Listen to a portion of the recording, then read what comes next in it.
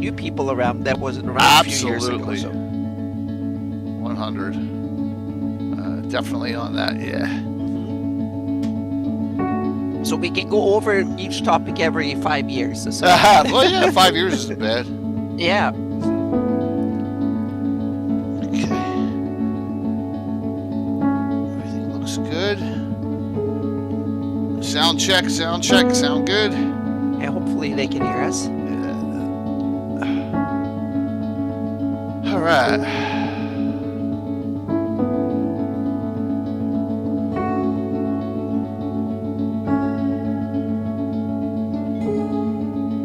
Awesome. That's always good to hear. Your repurposed freighter drifts through space. Let's see what we got. As you stare out at the star-flecked void. I feel like I'm way ahead of schedule today. But Is this Oh, that's good. I thought we agreed on a World War II campaign. Did you find something you forgot? Did we? I forgot. Well, That's cool. not at I this can point. pivot. They can hear me clearly, The which is smell good. of smoke So the curdles default in your microphone nostrils. settings, Hold I don't up, need I to thought we were reset that. prepping for a Okay. zombie You sound apocalypse good. campaign. All right, Yep. cool. And I need to log into All right, here's what we're Twitch. doing. It's the year 3700. Humanity's elite fled to other planets long ago, taking with them all forms of advanced technology. Earth survivors scrape by with historic tools as weird phenomena plague abandoned nuclear sites. Witnesses report seeing glowing lights and the dead rising from their graves. And amidst the chaos, 3 strangers will meet in a dim bar. A veteran zombie slayer, a disgraced general out for revenge, and a space mercenary sent to investigate the power plants. Now describe your characters. How did you do that? I have the right tools for the job. Alrighty. Going about my normal Wednesday business here. Yeah.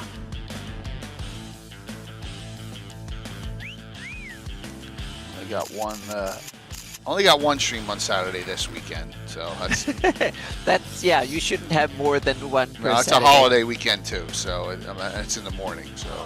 Yep. Then we'll see about Sunday's Gavin, because I may have a friends cookout, and I'll be at there, and then so we'll just push it to Monday night if I'm on a bit. We'll see. But we'll Yeah, definitely it's do me, one. Tim. Yep, it's me.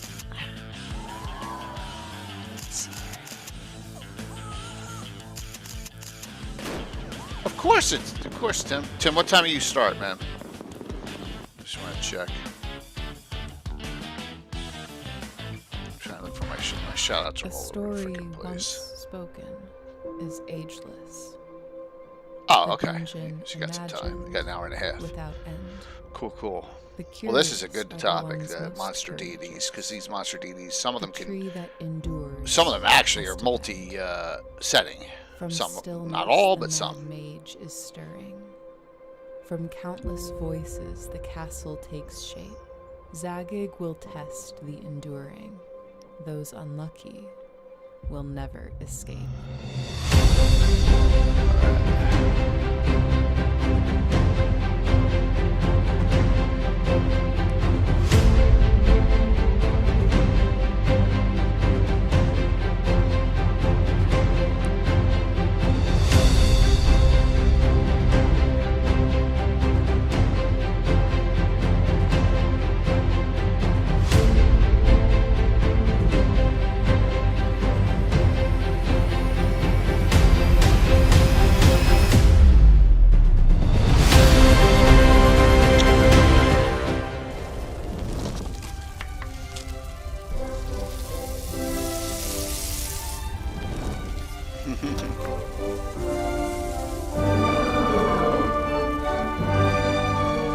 Right. Gosh, I don't know which button it's on. Oh, I guessed right.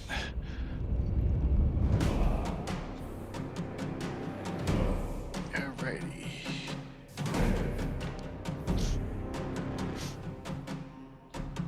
Hey, Soul DM, good to see you.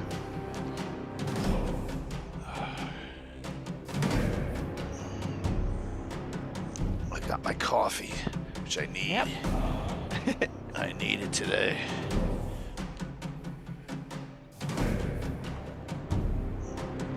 Yeah, the heat is. Summer is almost here, so now I need to go Oh out yeah. and Yeah, go walks early in the morning and then the evening afterwards. Oh, geez. So Chico is starting to get into the idea of siestas, and he loves them. Yeah. Oh, yeah? Mm-hmm. That's awesome. He's waiting in bed, screaming up for me so we can go to bed and have a siesta after dinner. Chris, it's getting real good. I mean, you know, I'm walking around here without even my, but man, the right one's still bad, so that's the problem. But yeah, I'm walking around right now without a cane, so around the house good. right now. I mean, I'm not gonna, you know, when I'm working on stuff, I'm always gonna have it with me. So, you're in love with Gamescape's Blockhouse? Well, I mean, I'm in love with all the Gamescape stuff. You know, they're awesome. Yes, progress until I go see the surgeon on Friday morning. I try and get the date set for the next one for the right hip. So, yeah, cane makes me something. Let me tell you. So I don't know what it is, but something. Yeah, seasoned like a vinegar.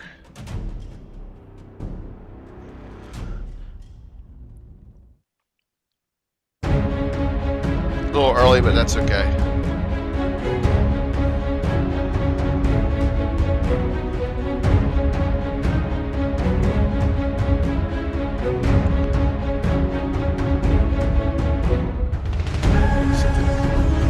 Set.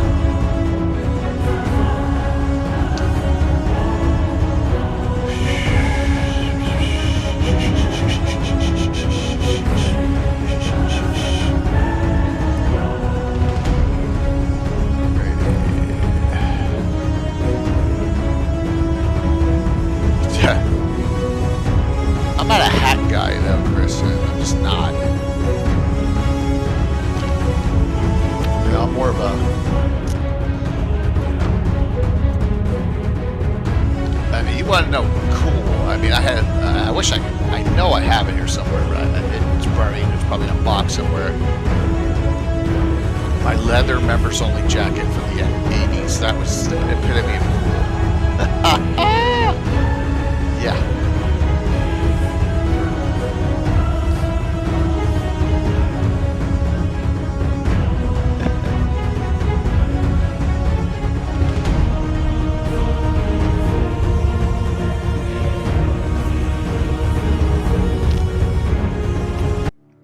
Hopefully this is correct.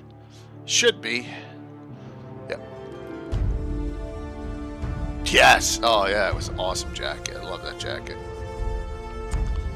I know there's a picture of me in it in my high school yearbook. I'll have to find that snippet and you know just scan it in. Thanks, darling. I know you're on as well. All good. Thank you.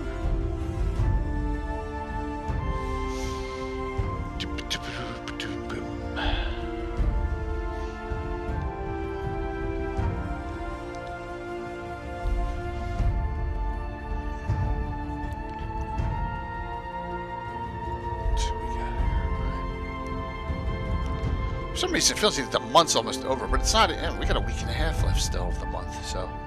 Yeah.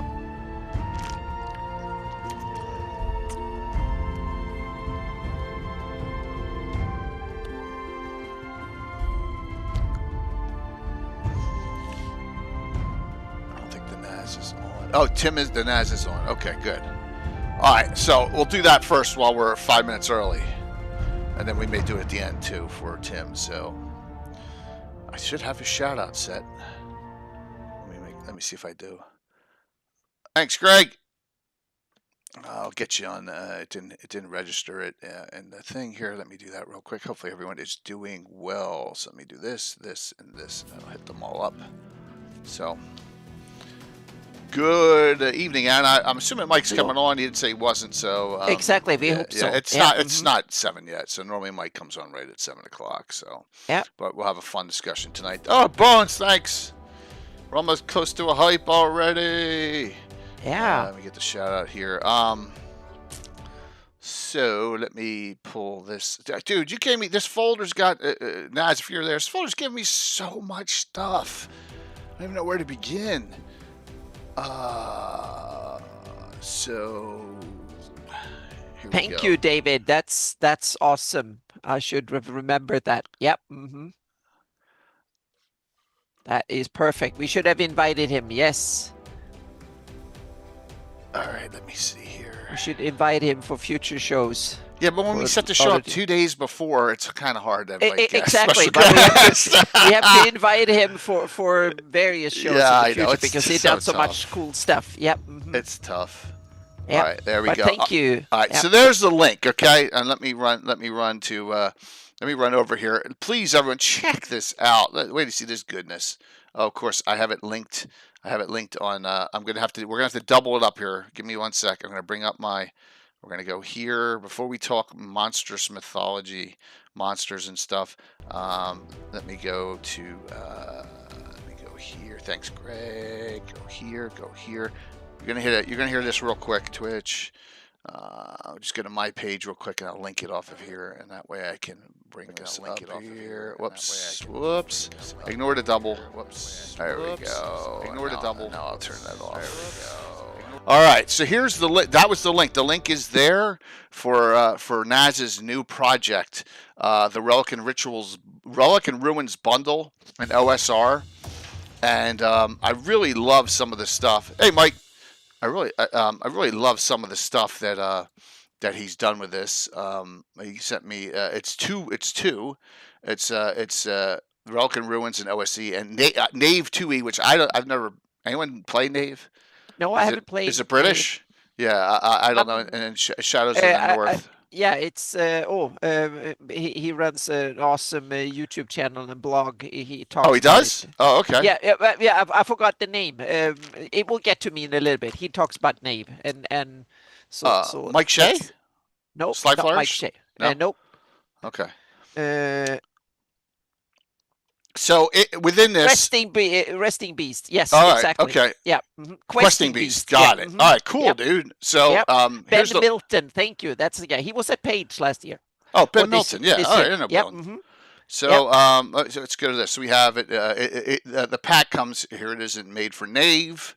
The Relic and Ruins. I love Naz, what you put down in the beginning of this, and it's got a saint in it, which is cool. And you know I'm all about saints.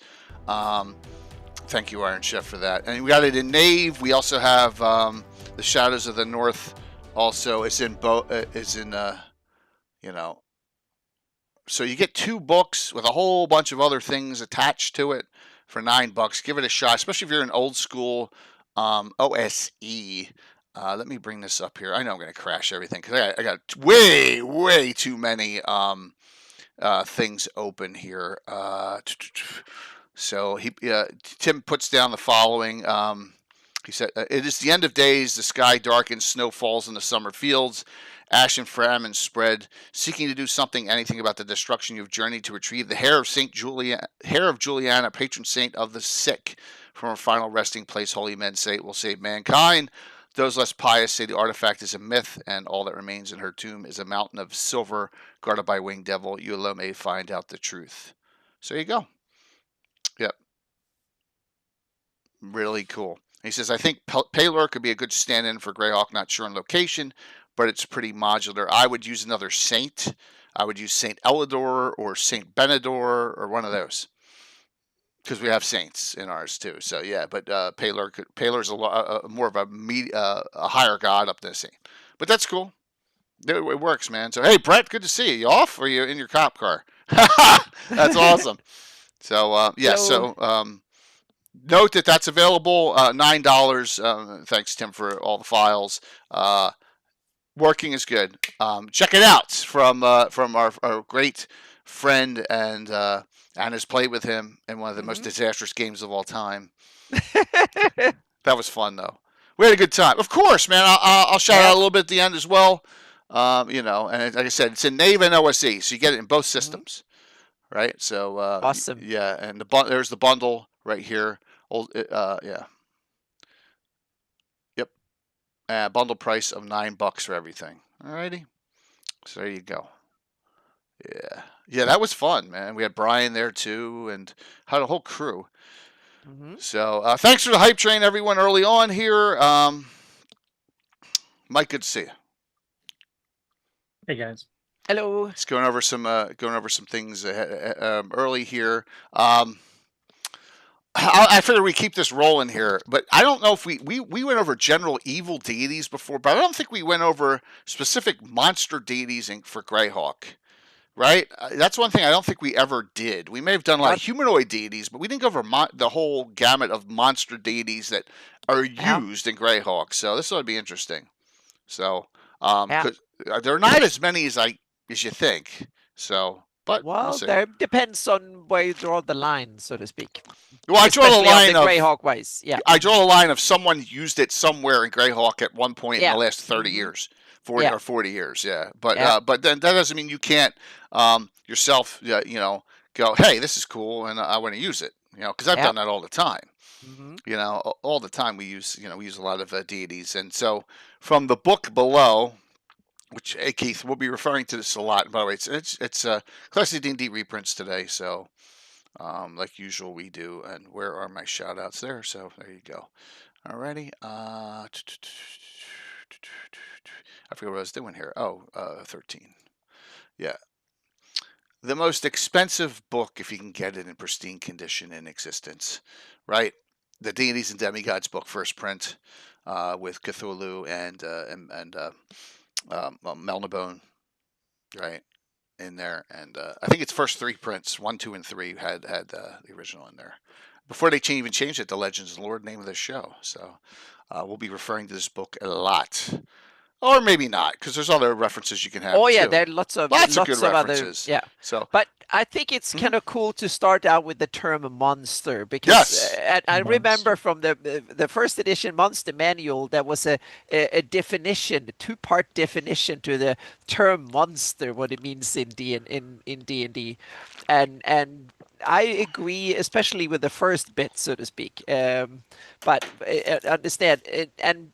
That to me is interesting, because the term monster is used throughout D&D history, so to speak. But it was kind of, I remember, and that was something I remember reading 40 years ago, that was the term monster. And it's interesting because it has 2 parts. The first part is that it's something that is not identified. If the characters or the players doesn't know what it is, it's something unknown, so to speak. That's the first use of the term monster. And the second one is simply, it's horrible, wicked creature of some sort. So that's but I think that the term is much more loosely in that sense, and so it's kind of anything that falls out of the ordinary or whatever. So it's the monster is a very ambiguous term, and I just wanted to say that. But it's interesting in that sense. But I like the title Monster Mythology and all that stuff, so to speak. But it is a little bit difficult term. Yeah. So you could have a god of Coatls and Lamassus, and that's a monster. That's and they're lawful good. And I would say that everything that is not of your kind, so to speak, might be seen as a monster. Well, you don't know it, understand it, or whatever. So to speak. So I'd say elves and halflings tend not to be monsters, right? I mean, demi-humans and stuff like that. You remember, I'm old. I can't be taught lessons beyond old school. No. I just wanted to and. Meaning, I don't see anything, and that was my other point. Meaning, even now, 40 years later, that term broadly holds, so to speak, and the definition, and that's why I took it up, not to be contrarian on the opposite. One of the books is monster mythology. Cool. That's monstrous mythology, and that's one of the reasons why I use the term monster to come at it from a different direction than we did one in evil gods, and so. Yeah. So, Mike, your initial thoughts on this topic? Well, it could be monstrous deities, like while trying to think of an example here, while Wastri is a god of human superiority, he is not quite human. He's kind of monstrous. I agree. He fits right in here because, remember, humanoids serve him. Right, it's a human. It's a weird. He falls in a weird category, and we get to discuss that. One of those strange categories. Like I said, I wish I knew who. I still don't think to this day we know who actually made Wastry up, because it's one. It's like so messed up that it's one of my favorites of all time. You know. And I also think that this is, and I usually one of the people that want to categorize things, but tonight for this topic, I think you shouldn't categorize. You just go with the flow. Yeah, go with the and yeah. Absolutely. Yep. So, some research I did. Yeah. That, and you're gonna like this, Anna. Early on, Gary Gygax, Blipdol Pulp. Yeah, well, that's absolutely. Dale, yep. Hope you're doing well. Times. Dale, a rarity. Dale did not up his VIP thing because he normally has it constant, has it months out in advance, but he's off finally. He'll probably up it now.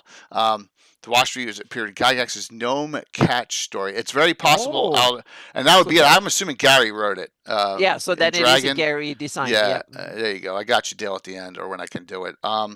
Oh my God! Look, I got the Erythnal Part 2 here. I got to clean that. That's gonna drive me insane. Look at that. I got Erythnals because that picture's in 2 parts. Let me remove that. There we go. That drive me nuts. Early on, Gary did not have monstrous. Wastry is into hip hop. That's funny there, Sam. Gary didn't have gods for even orcs. Like Groomsh is later, right? Oh, yeah, it's very, meaning the whole deity side is very weak in the beginning, but in a way I think it's also part of the inheritance from Lord of the Rings and Tolkien, because Tolkien is very weak on defined religions and gods, because it's more like mystical and so on and so forth. So I can understand that. And then you have like the standard cleric that to me seems like a very Christian kind of normal kind of thing. So this is something that has evolved through the history of the game, and to the better, I think, because there's more cool stuff to play with these days. I got the extra book out. Yeah. I brought my photocopies, my Deities book, which got a whole bunch of stuff in it. Yeah. So yeah, I had to go back and look at my book there. So it's Ward and Kuntz did these demigods. Yes, so absolutely. It really makes me wonder if for Greyhawk he did not intend for these and demigods to be Greyhawk material. That's a good question. I don't know if we'll know it. Well, we have to ask the people that played in those early games, because we know a few of them, and ask what did they use for deities back in the. We can sense that the Greyhawk deities that got introduced in the '83 box set and later were probably used years earlier in the campaign. I'm not sure about that. I'm not sure either, but that's a possibility. Alderon may know. I think the first evil god, like he's putting the first. Arneson's Temple of that's according to what I've researched, Thor and Odin were the first 2 deities they used. Okay, yeah.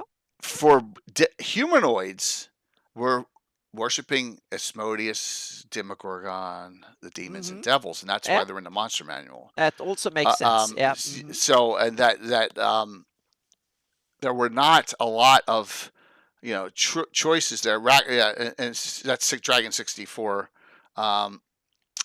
These demigods was used, specifically the non-human deities.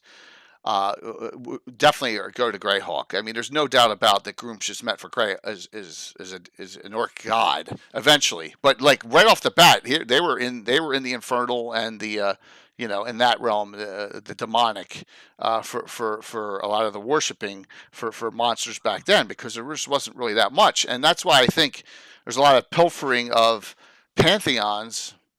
I mean, look at all the Forgotten Realms deities. There's so many. There's Norse, and there are Finnish, and there are Celtics in Forgotten Realms deities.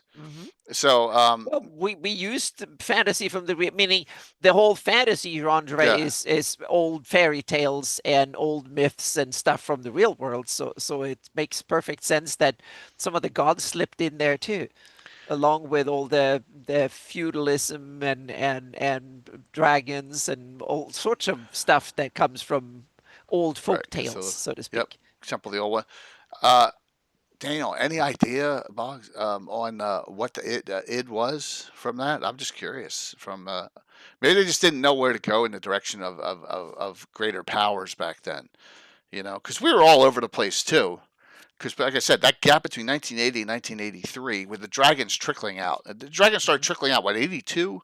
A lot of those started with gods. I think it was 1982 we started the seeing dragon gods? Dragon Magazine gods. Oh, gotcha. Gods and Dragon Magazine from GREYHAWK. So I just pulled up. I have Dragon 71 up, and that's got to be 82, right? Because there's a particular one in here that is big with monsters and baddies and all. But there's a lot that we can discuss here and go in, because it evolved just like anything else in the game. It evolved. Once 83 hit and you had all these other deities out, then you're like, oh wow, these are cool, But I said we started filtering in. I know Alana was the first one we really filtered in from the GREYHAWK deities.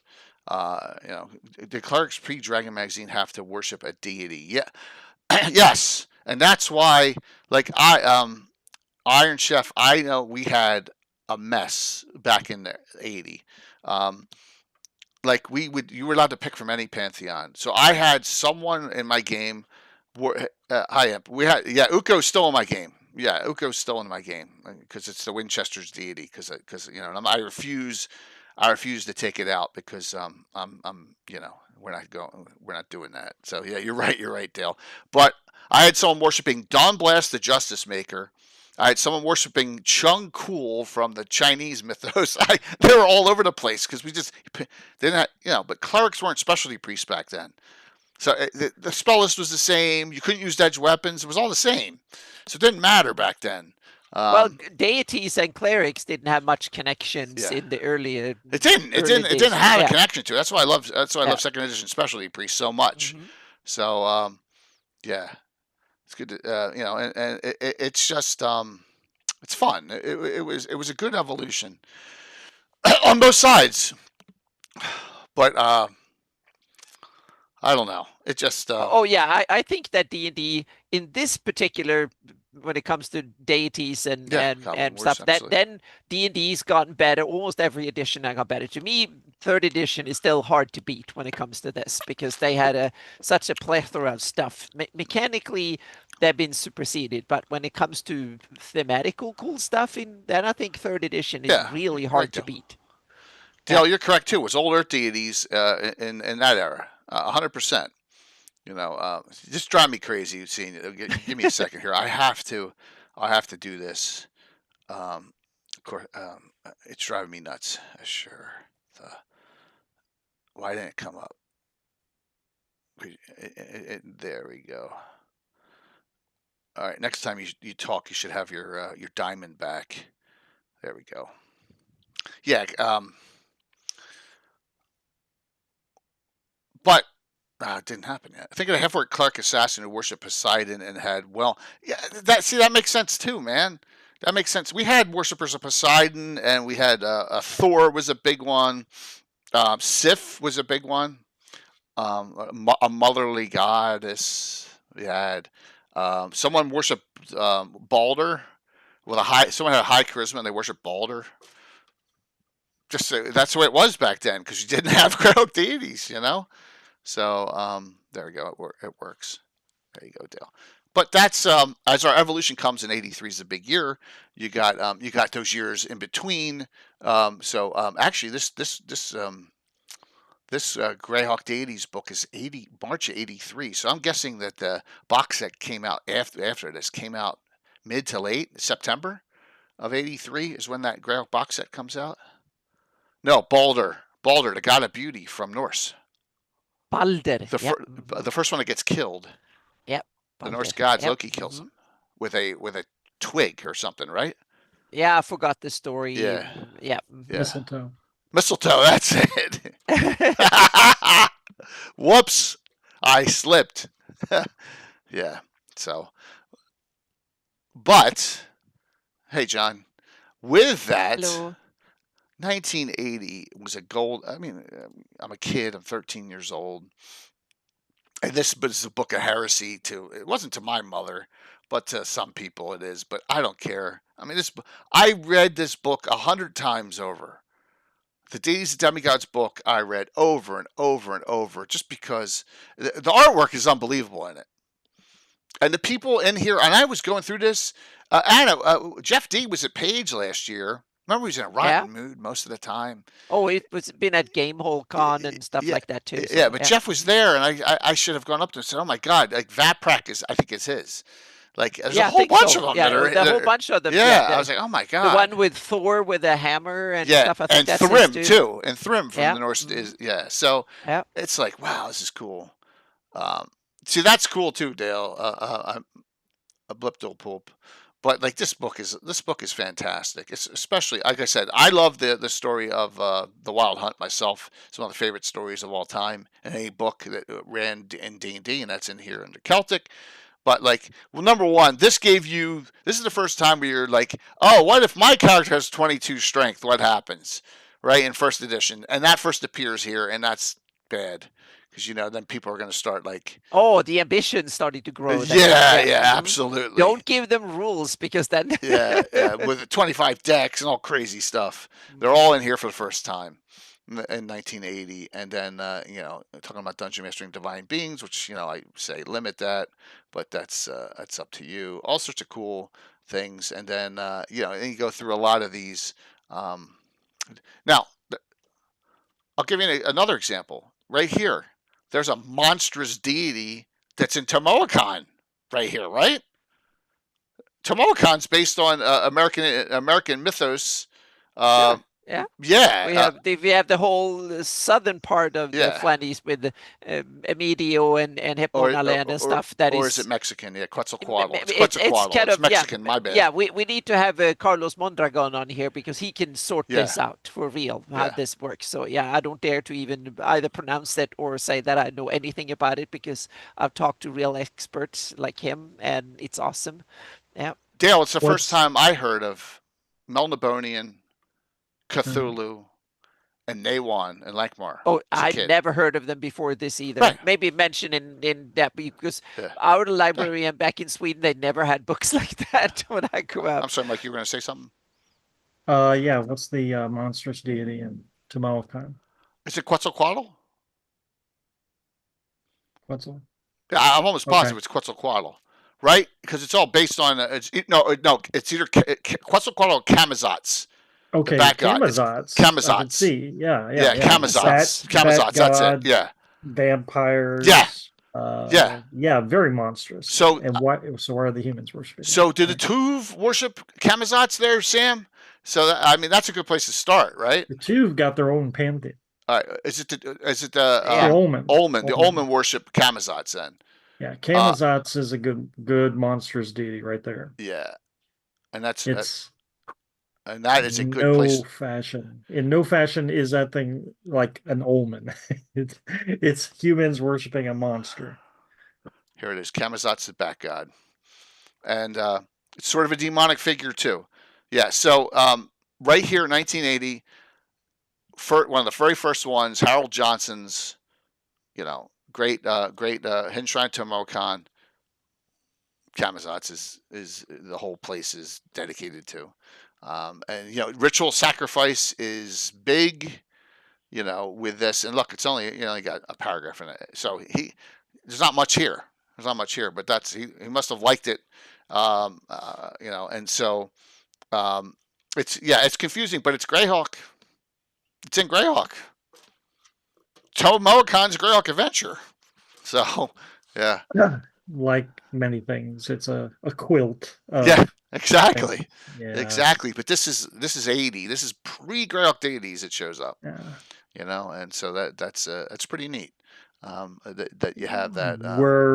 if in another timeline, if Harold Johnson writes a story about that's set in, say, Finland, then we'd be using the Finnish gods instead of the Central American True. gods. I love the Finnish gods. It's that's just how it shook out. If I will never remove Leviathan from my campaign. And she's a monstrous monster, but not a monster. She's like monsters don't worship her, but evil humans do. Had a priestess from the Sea of Medesia who worshipped Stern Alia. That's funny. Really? So you got Camazotz on the evil end, and then on the good end, you got the Coatl god. So the Olmen, much like Mesoamericans, are worshiping monstrous deities, I guess. Right, because you have because there is a Coatl that appears in that adventure that can steer you in the right direction, if I recall. So, like, that's the first time I was like, wow, this is a cool thing. I never got all the way through that. Oh man, it's tough. I think we talked about this the other day. You don't have a mage. If you run the tournaments, it's a priest, a thief, and a fighter. That's it. 3 characters. So, yeah, it's nuts. But really cool. All right, so that's an early one where you're like, wow, a monster deity, and it's pulled right from Mexican lore. I think Tlaloc is a lizard man. Yeah, right here, the rain god. Yeah. Yeah. So it's not all of them, but many of them are monstrous. Right. And the question is, how many of them are technically Omen worshipped? Which is GREYHAWK. So, yeah. But it's cool. It's cool to note that not only has Forgotten Realms pilfered a bunch of deities from quote unquote historical, we have too. GREYHAWK has too. Whether it's by happenstance or whatever, probably an introduction to other religions. So here's a question, and then we'll go and continue on this. But as far as real life mentions of deities, is St. Cuthbert the only one that's real? Everyone out there, Sam, and all, quote unquote, semi, Well, you mean from Christianity at least, right? But we've stolen from every other. But it's interesting. Namesake. We have stolen the least from our own heritage, the Western, so to speak, modern Christianity. And that is understandable because when you want a fantasy game, you don't go out the door to look for something. You go by name. Books about, you go far away over the oceans or culturally back in history. Meaning that's why Old Norse and Old Finnish and stuff were they widely used in Europe this day? Then no, but and so we go to Old Roman, Greek, and stuff too. So that makes perfect sense to me. Yeah, everything is probably, if you take a deity, a god of archery, there's going to be a god of archery somewhere, like Uller, right? But I'm saying like Solar, Philander, Elven, Oh, sorry. And also, it's interesting that you have a good point there, Sam. Is that since fantasy is kind of rehashing or making our own cool versions of old folk tales and mythology and superstition and stuff. That means that since we have like a medieval-esque theme to the whole thing, that means that we have similar ideas of what religion is from our perspective when we look at ancient stories of medievalism and stuff. So it makes perfect sense that the gods that we drum up in fantasy are similar because that's we draw a lot of the inspiration from. So I see that as that's part of the inspiration's one thing, but the exact same name's different, right? Exactly. That's the thing. That's why I don't use the and well, we have like in GREYHAWK we have an example of Al-Akbar, for instance, and stuff. And I think that's too close to home for my taste too. So I want them to be and others like Joe Block. He renamed them. He reskinned the Baklunish gods, I think, to the much better, so to speak. So make them less Muslim and more. But Al-Akbar evil-esque and was never an official GREYHAWK adventure. It was ported. It was captured. But you just take the GREYHAWK 83 box set and you take the Baklunish they're thematically cool, but just switch out a few names and you're good, so to speak. So even Reynolds changed a bunch of names from Ed's first article and then back. Yes, a lot of changes. Look, we don't have Aquaman either. No, and that is another thing. In Aquaman, I think the name is kind of a bit too dull in my opinion. But the idea of having a water god. That was. I've learned one thing, and we talked about this before we came live. I'm talking with Eric Boyd because just because I don't think Coco had known how much Eric had contributed to the whole D&D. And they always tried to get through whatever they could, their little agenda here, get all this, and then this is going to get by the editors. And he got that intensify sensation spell from Sharis by, and I think that was Leonard's attempt, and it failed. Was trying to get Aquaman by. Yeah. So they all tried it. Ed does it all the time too. Yep. So and Goblin Wars, that's a good point. And I think D&D has evolved as a game and as a hobby and stuff. And I think not everything has been for the better, but a lot of it has been for the better. And this is one area where I think, regardless of what mechanics you're using, there's a lot of cool stuff you can harvest from later content and put in your own game, even if you use old school rules. So here's a good way of knowing something from me. So this is my completed and approved specialty priest list, right? Yeah. The ones with these stars here are NPC only. All right. So we got Earth Dragon. All right. But here we're going to talk about this one's big, Erythnal, right? Yep. Erythnal's big for this. I use Leviatar, and the Roll's another big one for monsters. And Wastri. I really don't think I should have a PC of Wastri running around in a group with halflings. No, but you never know. Wastri's cool. Cool, but I don't know how you work well with others, and that it's just no. But you don't have to. There's always the loner, the one person cult. Wastri's probably happy to take whoever wants to follow. So those are some of the ones that like evolved in all the flavor. That you can get from them, and we'll talk about some of those. But there's a lot more than that. Wastri's pure Greyhawk, or has it made any pure? Pure Greyhawk. Greyhawk only. That's what my thought. Yeah. In fact, is Wastri disappear in 5th edition? Hey, Rob. I think so. I think along with Tritherian, right? Yeah, I think it made it to the 3rd edition and then disappeared from there. I think. Yeah. Mm-hmm. It's a shame. Rob, I only have 700 different pages of shout-outs, and it's like, there we go. Oh, Zudrak, that's awesome. Michael, what's up? Wastri, yeah. Yeah, that's true, Michael. Well, Michael, by the way, I'll reach out to you about this Saturday morning. And also the Necromancer game, they got to get to 60,000 to get Steven Chenault to write an adventure. So if you haven't done it yet, there's a Kickstarter for it. And here it is. Here's one of the prototype books that Bill gave me signed personally at GaryCon, as he had me over for dinner one night, which was really nice. That was an interesting guy just to sit down and chat with him. So, yeah, very fun times. All right, so monster deities. Why don't we'll bang out a rotation on picking one out, and they'd put Sagatha and Greyhawk. Well, so would I. But not until I get the mini. I've been working with Michael for years to get that original. I want an original too. So yeah, Sagatha is awesome. The frog, the huge frog god, could be like the patron of Wastri actually.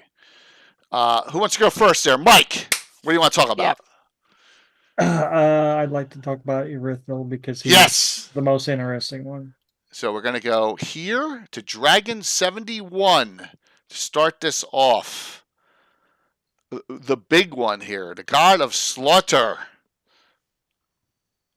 His nickname is the Many, so that pretty much emphasizes that he's supposed to be worshipped by many different types other than human, from humanoid all the way on up to monstrous. Pure chaotic evil. There ain't nothing redeemable about Erythnal, the god of... I think Erythnal is probably criminally underused in GREYHAWK.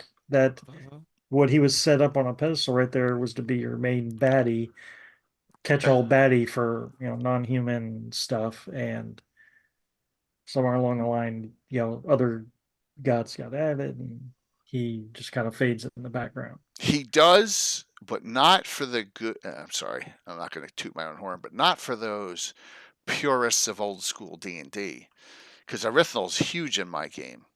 In fact, the Erythnol army is the one that, right when I started streaming, did the invasion into from the hidden temple of Erythnol, which I hadn't gotten the adventure yet, right? In the source down, and there's still pockets of that pockets running around. Erythnol is awesome because you're absolutely right, Mike. Bugbears, they're all chaotic evil humanoids. Bugbears, giants, trolls, gnolls, the chaotic evil ones, not the hobgoblins. But I think that Erythrol, I have him as Oridian roots. But I think a lot of the humanoids and others are from Bone March in the other area. They picked up on him. But it's possible. Yeah. I think from 83 box set that he's rooted. Now I need to double check. All right. So trivia question. Name me 2 groups big named in my campaign. Well, one of them. 2 groups that are Erythnol worshippers. Human. Come on, Anna. The putrid tongue. Now, mongrels of the putrid tongue are not. They're more Luthic the cave mother. Because yes. Okay. Yes. No. Come on. Oh man, I'm terrible at this. Yep. I'm disappointed. I'm gonna show the map. I'm gonna show the map, everyone. The Elves of Selene, Sam says. That's really funny, Sam. Come on. Boo. So one of them is in that 3rd edition Sword and Fist book, that is really crazy. But it's the first 3rd edition, it was all over the place. Yeah, but this one is one of my favorites of all time. All time. Here we go.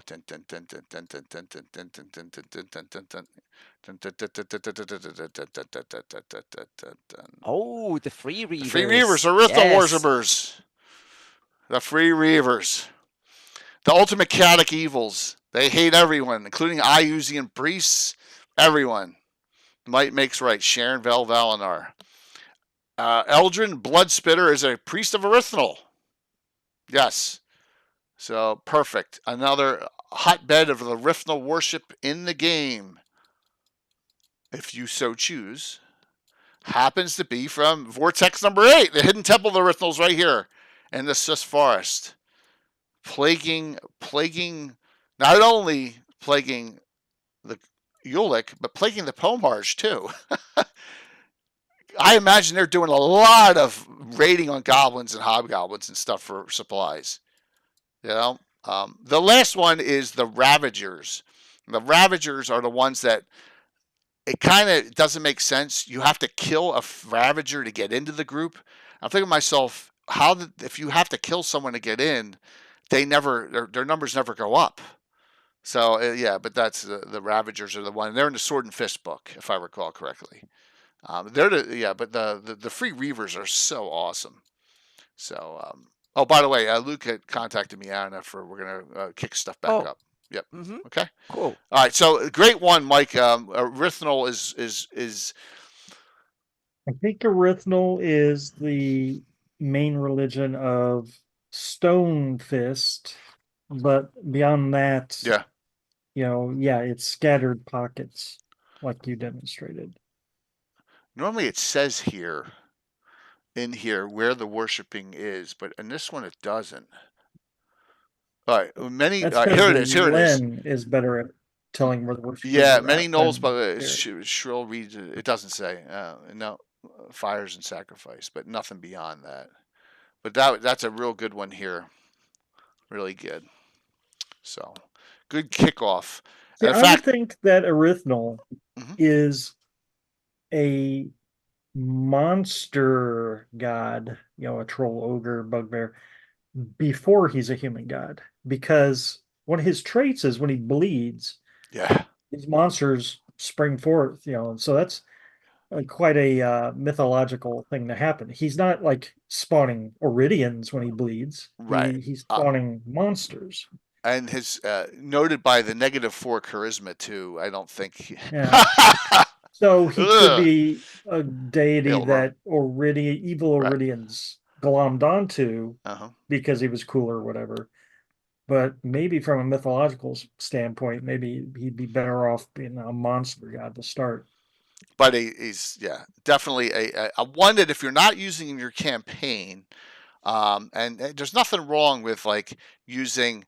Uh, so let's go here. Not there. Let's go here and say here's some alternates, right? So if we go to the non-human deities, let's kick out some of these, particularly. Well, if you're not using Arithmal for your trolls and your and your giants and ogres and stuff with generic. Well, what can you use? Oh, by the way, so here for bugbear, here's Harugaric, right? So bugbears have their own deity and deities and demigods. So it says they have a pantheon of 6 deities here. It says it's right in there, and this is the only one we know of. But yeah, it says it right in the book. It's interesting that they would set that up and only have that. Now, if I recall, Mike, and you were big on this, Vaprak had a whole worshipping cult in the Greyhawk ruins in 2nd edition. Yeah. So he was, that was just to justify that the ruins were ruined. The devastation, because Vaprak's the destroyers. Yes. So he was feuding with Neril down there. And there are a lot of what is that? Ogres or trolls or something. Yeah. Is that what they were? Yeah, there's a lot of them down in the ruins. But I don't know if you ever actually, there is no run-in with Vabrak or anything like that. No, but I remember, and I remember that I forget where the reference was, but that sect gets basically obliterated when you get to expeditions. There are no Vapraks left. Is that true? Something like that. Well, maybe I'm thinking that wrong, but there's a huge amount of Vaprak worshippers in the Greyhawk ruins. Yeah. So here's an alternate. Now, giants aren't part of that, right? It said ogres, trolls, bugbears, gnolls. No giants, right? Here's what's giants hate Vaprak. Right, giants hate Vaprak, right. Where do the giants go? They go to Norse mythology still. Mm-hmm. They're very Nordic Norse. Right, 2 of them do. Except for, and we got some here in non-human deities, but we got, and it should be right here, Norse. That's Nawan. Oh, Norse is after non. Duh.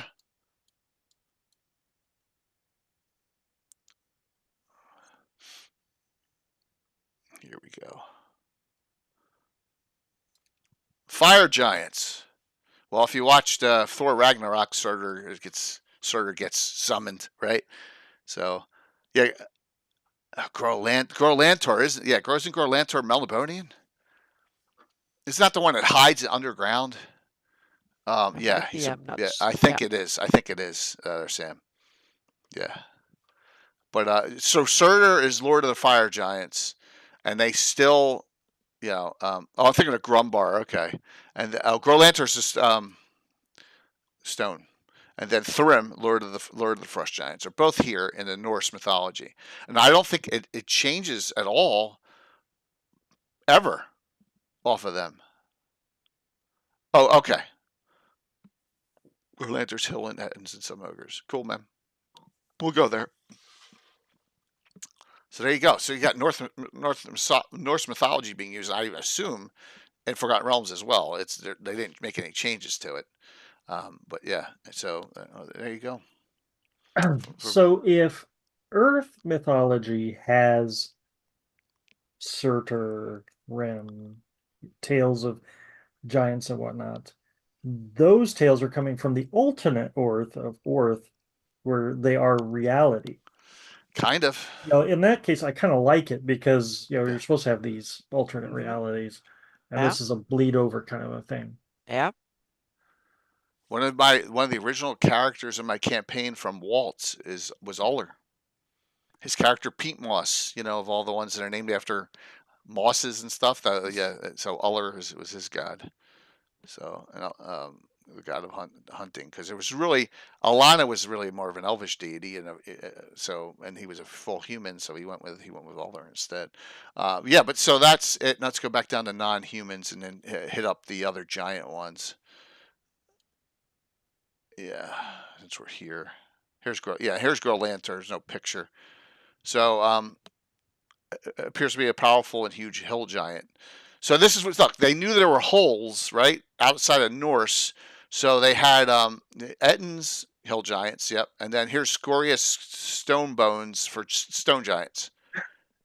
Yeah, you can tell which ones are taken from historical myth and which were like made up by the D&D designers. Yeah. Yeah.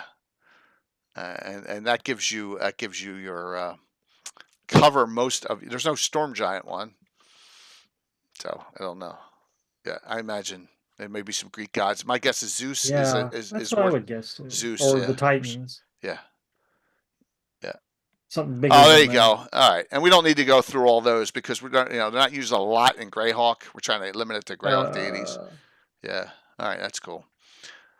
So there you go with deviation all the way from Erythnol. You got Vaprak and you got all these giant deities. What this shows with the cards that we've been dealt is that stuff like ogres and trolls are very flexible in their faith. Yeah, true. Trolls seems to be the most flexible. Like, okay, you're powerful, I'll worship you. Yeah, exactly. It's like, yeah.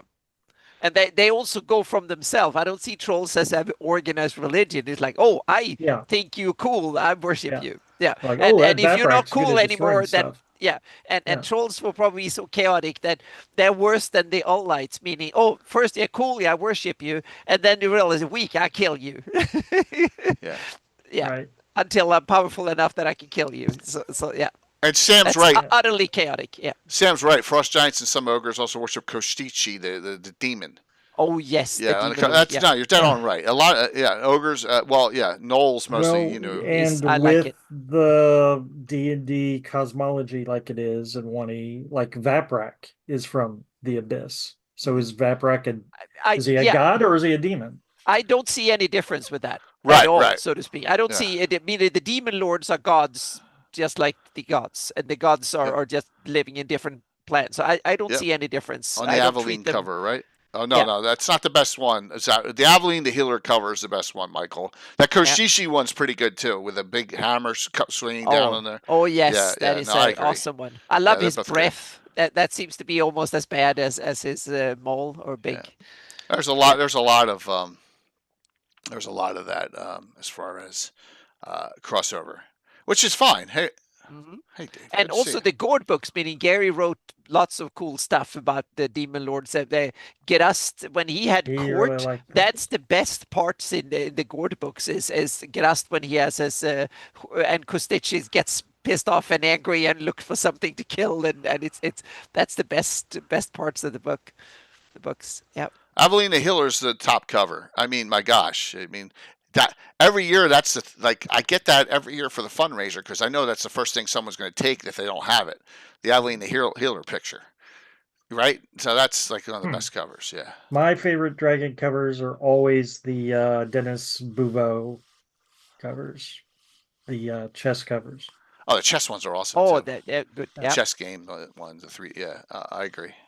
Yeah, it's an Elmore, absolutely, Michael. For Aveline, the Healer. I said I give it away every year. Hold on one sec. I bet you if I type in Aveline here, I got it in some folder.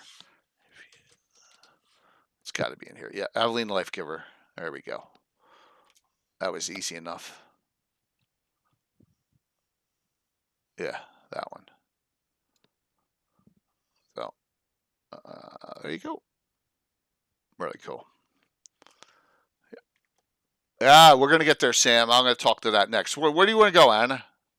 I was thinking one thing we haven't mentioned that I think we should mention are the dragon gods and Okay. stuff, because that's one of the that often get overlooked. And I want Yep, to the take, monsters. I don't want to go too hard on them, because that's one of the things that I think is only very loosely integrated Greyhawk, if at all. But in the third edition Dragonomicon had the dragon god, and we have, so in that sense that they're kind of, but only loosely. So I just want to Okay. mention that they have a whole, um, they're listed D&D as a whole range of gods from IO, that they're master gods, so to speak. Yeah. But I also want to then emphasize another one that I think can kind of belong there, maybe, if you like, and that's Mokshlik, the world serpent that Okay.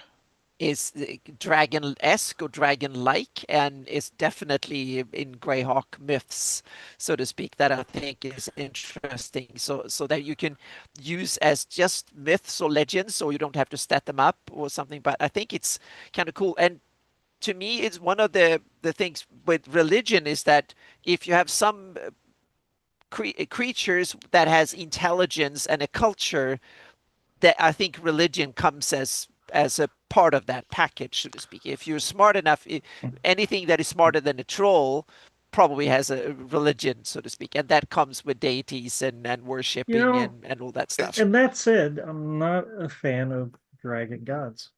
Oh, you're not? I Okay, don't think good. they, Yeah. I don't think culturally they spend much time with, think about religion, in my opinion. At No, least but I've never That's a good played it that point. way. yeah, and to me, it's interesting because you can have, and but I would see them as religion as different. It's not that they worship gods like humans do. It's more like they all take a red dragon. They're not worshiping gods. They are aspiring to be them, so to speak.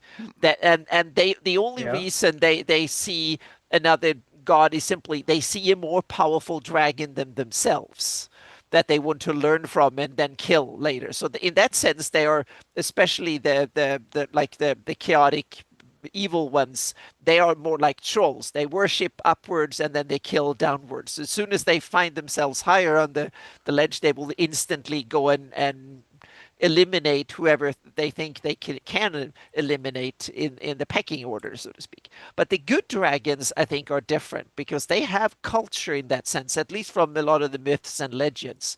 And then you have Bahamut and Tiamat that kind of fits in there somewhere, and then they put other gods and stuff in there. So I see them not as deities from a humankind, more like dragons through the multiverse that are powerful and therefore have some sort of, more like the demon lords and others in that sense.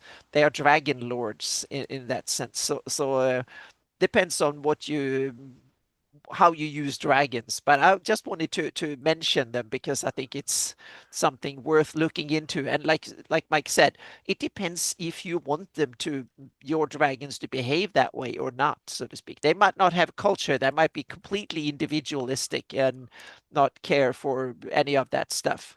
So Like, I'm sure maybe there's something in the writings that I've never read about, like dragon temples, dragon holy sites.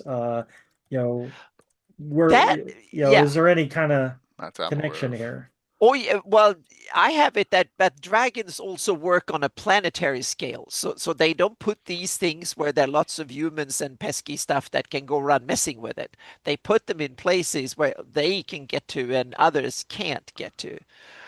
And so that's why I have them, that you can put them in places, and they kind of, yeah, the dragon monuments are like volcano. White Plume Mountain might be a place for red dragons to go and kind of battle it out every millennia or something. You're supposed to come and figure out who is the most powerful one, and then you get, so religion can work very, very differently. It can just be a bunch of rituals you use to show off to each other, or to signal things and stuff. So in that sense, I see it as very, very different from they don't go to temples. They have Okay. areas of that could just be of significance, so to speak. That ritual grounds where you fight or you show off or where you hatch or where you die. And that's part of the religion, so to speak. Is Mosh like a ripoff of Jormungandr? It's a ripoff of a whole bunch of stuff, my Okay, it's guess. not. Yeah, Okay, because go to Kobold Press Midgard and you have the world serpent. It's everywhere in from the Norse mythology to a whole bunch of others. Meaning, and it's just a GREYHAWK version of something that has been used in multiple places. I mean, we have the world serpent in. Exactly. So meaning their reference, and I use the symbol from the '83 box set has that one symbol on top. So they because it's a cool fantasy trope of the world serpent kind of thing. So it's a standard fantasy trope that pops up in real world mythology and fantasy mythology all over the place. And then it was named Moxlick in that you can tie into all sorts of places what you want. Maybe the Earth Dragon is some sort of connection or just a rumor or whatever. So there's a lot of possibilities you can play with. That's all I wanted to emphasize here. Yeah. Mm-hmm. By the way, Wald is on right now. Colby, we're going to see a character that has never been played on stream in 6 years tomorrow. Okay. Yes. The total. Well, I'll save it for later on. But all right, so let's go here to and this makes it easy because I think this was Mike Saxton that did this years ago. This is the Len Kafka Dragon Magazine Collection PDF. So I can just, if I want to go through all his Sul deities, I can just use this because I know what's here. So I can just scroll down a ways. So it's every article he ever did in Dragon Magazine, which is really cool. And they're near the end. All right, so here we go. So we got Sul Pantheon. The number one deity that I can find that's really monstrous is Beltar, right? I mean, yeah, that's as monstrous as it's going to get, I think. Yeah. So we got goddess of deep caves, pits, and malice. Just all sorts of. Once again here, orcs, gnolls, bugbears, and ogres are her favorite here. Yeah. So this case, it's a goddess that's been kind of demoted. Yes. This one probably started out Sul. Is it Sul? Sul primary and got replaced, shoved out, whatever, and she found new appeal to the monstrous crowd. I love this. She can take the form of an ancient red dragon, a beholder, or a type 5 demon. That's a nice. That's a nice variety. mix there. Yeah.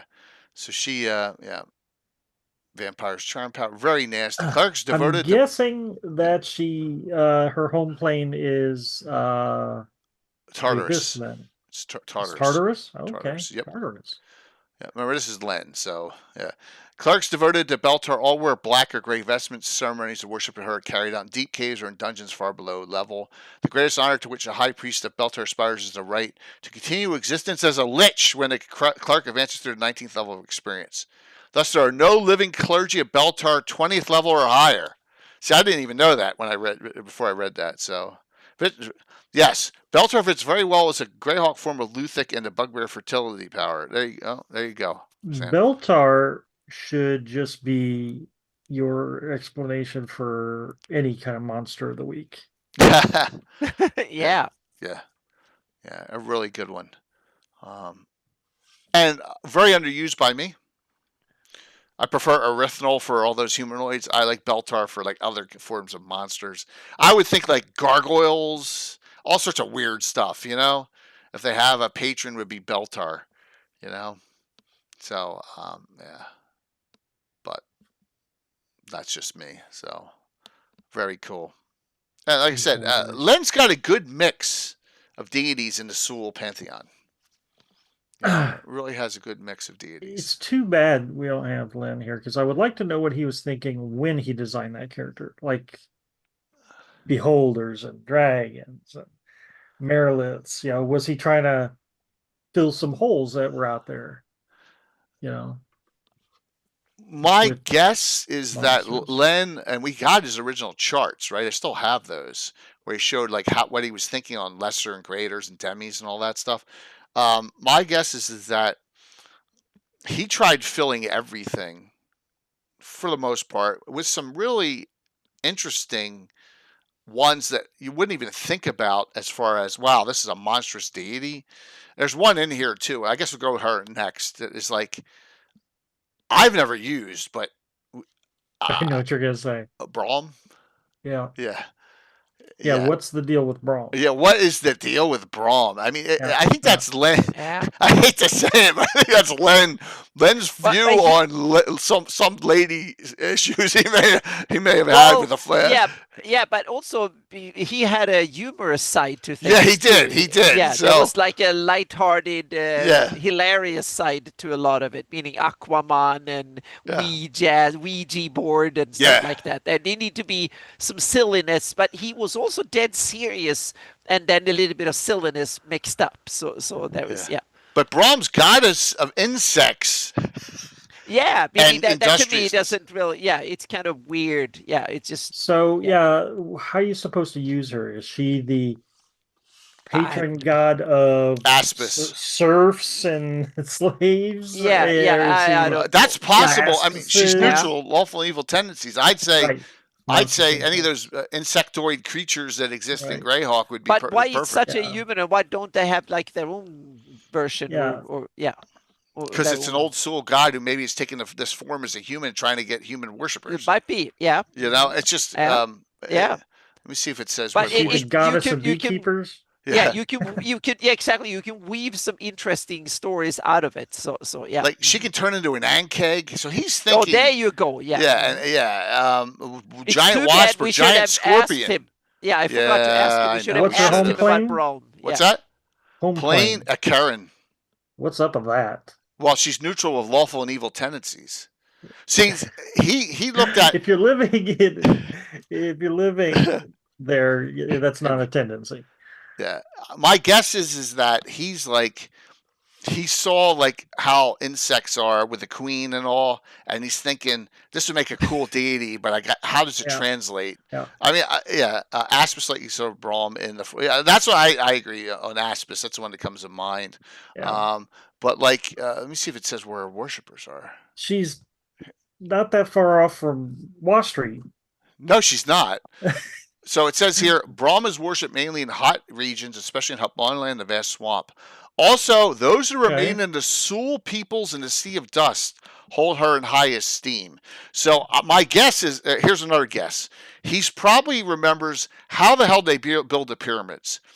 Right, so it had to be really organized to get that done, and he's thinking slave labor back then, or whatever he's thinking, had to be industrious or it had to be organized, and this would be a deity that they would worship. That's all I can think. Something like that. Don't question Braum.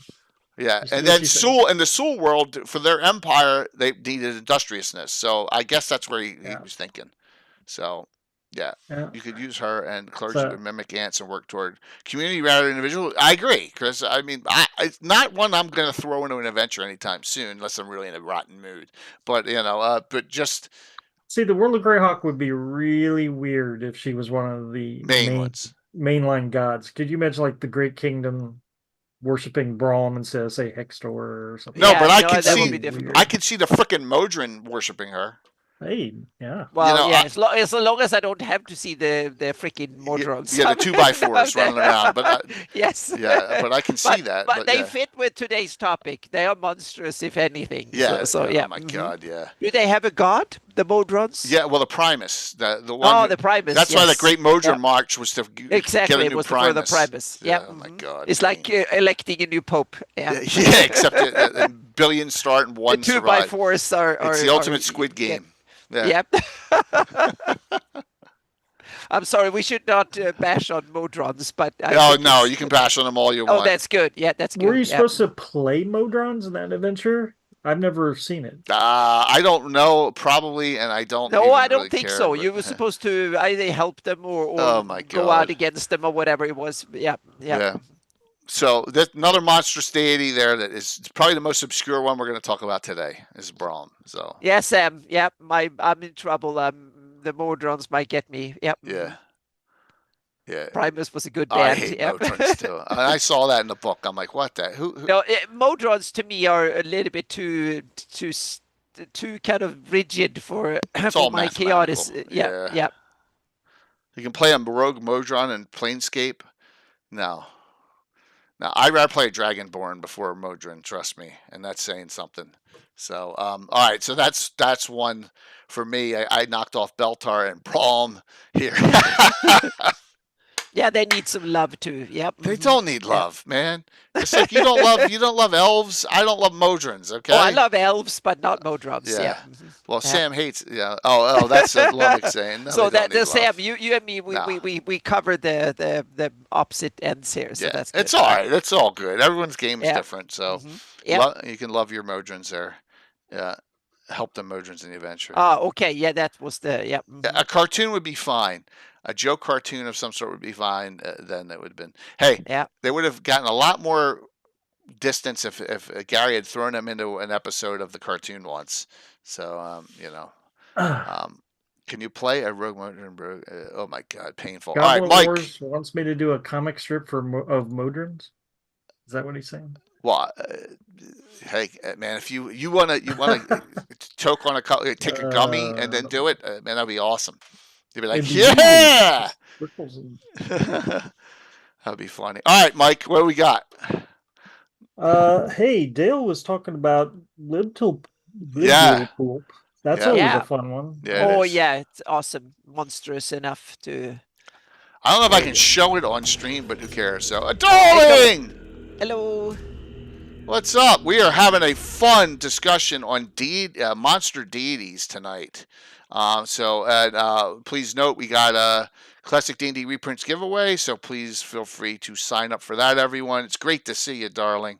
Gonna have some fun talk. We just got over a couple others like Beltar, the goddess of caves and all, and now we're gonna talk about a couple more. Please feel free to come in and see which ones you love here. So yeah, of course, look away. Good to see everyone. Yeah, exclamation point drawing. You just got to be on. We're going to be on for another hour, and then we'll find someone to raid into. Bones is on. We'll raid into Bones. Let me scroll down here back to non-human deities. So Blipdil Poop is one of the weirdest ones ever. It's got to be Gary because he wrote the D series, right? It's got to be a Gary monster. I think so. Yeah, I think it's from the D it series. Is one of the weirdest ones. Yeah, but it's kind of a cute one in a way. Yeah. Cute? yeah. I use that like with the large quotes. Yeah. Yeah. Kotoa. I think I'll be all right. Anything uses yeah. Blipdil Pulp, the crab woman. Yeah. So this is the sea mother. And that's EO. That's an Earl Otis. Yeah. So appears as a large new human female with a lobster's head and clawed forearms. Yeah. She hates all humans, demi-humans, and humanoids for driving the Koatoa into the underworld. It's like Kuatoans, what they would love to see, so to speak, killing all the humans, whatever. So it seems like the Kuatoans are not crustacean people, by the way. No, but it's like the Kuatoans hate against humans that bring forth this, so to speak. It's the. So, I seem to recall that Kuatoa are in general insane, and they can go insane real easily. Their deity does not exist. So it's except just through their But if everyone knows D2, there is a trapped. I think it's a book in D2. And there's a code. I even remember the name of the word. It's Slulbpa. If you open it and do not say that word, you get teleported to the plane of water in front of Blipdil Poop. And then she saves you, and then you owe her. Am I correct on that in D2? I forgot, but yes. So so she must be real. I'm positive about that. Look it up in D2. But so Croatoans have trouble in the surface world, Mm-hmm. but I have the ultimate solution for that. Oh, come on! Croatoans in my world created who? To raid the surface world. Oh, the little ones, what the squid people, whatever. The Murlocs. Murlocs, the Murlocs from WoW, yes. So they bred Murlocs. Throm Moose says that's not funny. So the Murlocs, and we all know what happened at GaryCon. And those Murlocs were everywhere, including the giant ones and all. Yeah, so that was touching her statue, and you had to say Slulpaw. It was one of those two. You had to say that really weird word. Oh, I thought you spoke Croatoan there for a second. Yeah, Slulpaw. That was it. I don't know how they knew that. That's the Vacuous Grimoire there, Sam. Yeah. So, a strange one, Blipdolpulp. Why human female? Must be some kind of, body must be some kind of really mutation, ancient, or who knows. Or just Gary crazed ideas there. Maybe he was smoking something. Home plane of water, right? You said? Yeah, elemental plane of water. Yeah. So that is kind of unique. It is. Is Surtur, like for instance, is Surtur elemental plane of fire? No, but there are elemental. No, he's wherever the Norse are from. Yeah, right. Yeah, they're from Eastgard or whatever. Gladshine? Yeah, yes, up there somewhere. Yeah. The chaotic good realm or would Blibdoolpoolp qualify for the Temple of Elemental Evil? Muspelheim, yes, thank you. I don't. The reason I say no is because I don't know of any other creatures that she worship her besides Croatoans. Yeah, Eastgard, Asgard. So, elemental evil.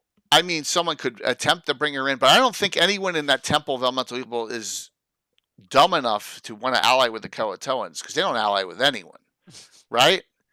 Seriously, the Croatoans are fighting against the Drow Underdark, right? I think they're against Mind Flayers. They're fighting everyone in the Underdark. So, yeah. She secretly raided the Osprey, Sam. Where did that come from? The scandal sheets. The scandal. Yeah. Yep. Sam knows. Yep. Oh, from you. Well, that's the new canon. So, yeah. Wait a minute. Dale, you're saying crabmen worship her? Yeah, there is crabmen. But I don't think they worship Blipdolpulp.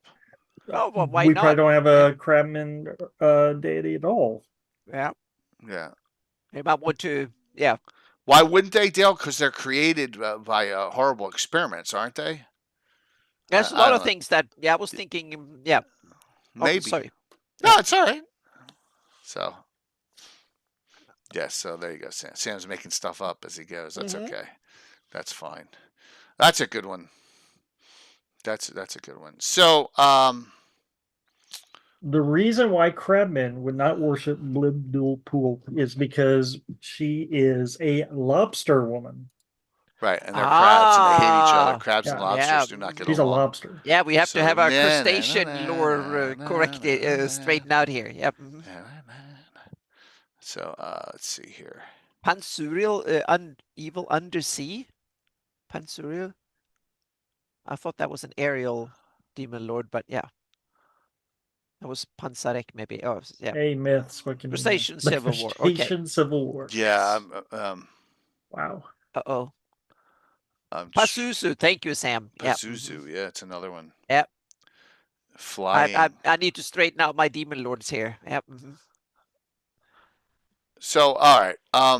Let me see my list here of ones that I have not done yet.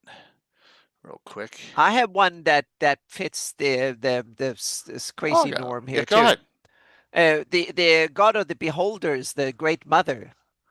I think we should Is that Monster Mythology? Yep, page 70. Okay. I haven't opened this book yet. Yep.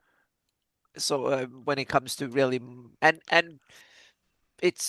I think it seems to be kind of a cool creature living in the abyss or roaming the netherworld and stuff. So yeah. Oh, an aspect of Beltar. That's interesting. Yeah. Could be. Yeah. So yeah, I mean, this once again is a deviation off, because they're not gonna. But it's different. It's different because wasn't. Am I remembering this right? That what's the difference between the Great Mother and the Elder Brain?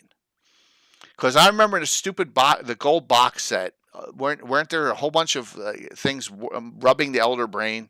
I thought that was the Beholder deity. So yeah. Isn't Elder Brain Mind Flayers? Is that Mind Flayers? Is that Mind Flayers? Okay. Exactly. It's Mind Flayers. Elder Brain's an elephant. Okay. All right. So there you go. Mm-hmm. There's another one too. So, so I've never used the Great Mother, because I've never worried about but I think Beholder cool. worshiping. Yeah. Mm-hmm. I think I read about everybody her. should be worried about I read about her when I was doing my Spelljammer campaign. It says it right here, the Hive Mothers Spelljammer and the Spelljammer box set. Go to worlds and they populate. The Great Mother populates other planets.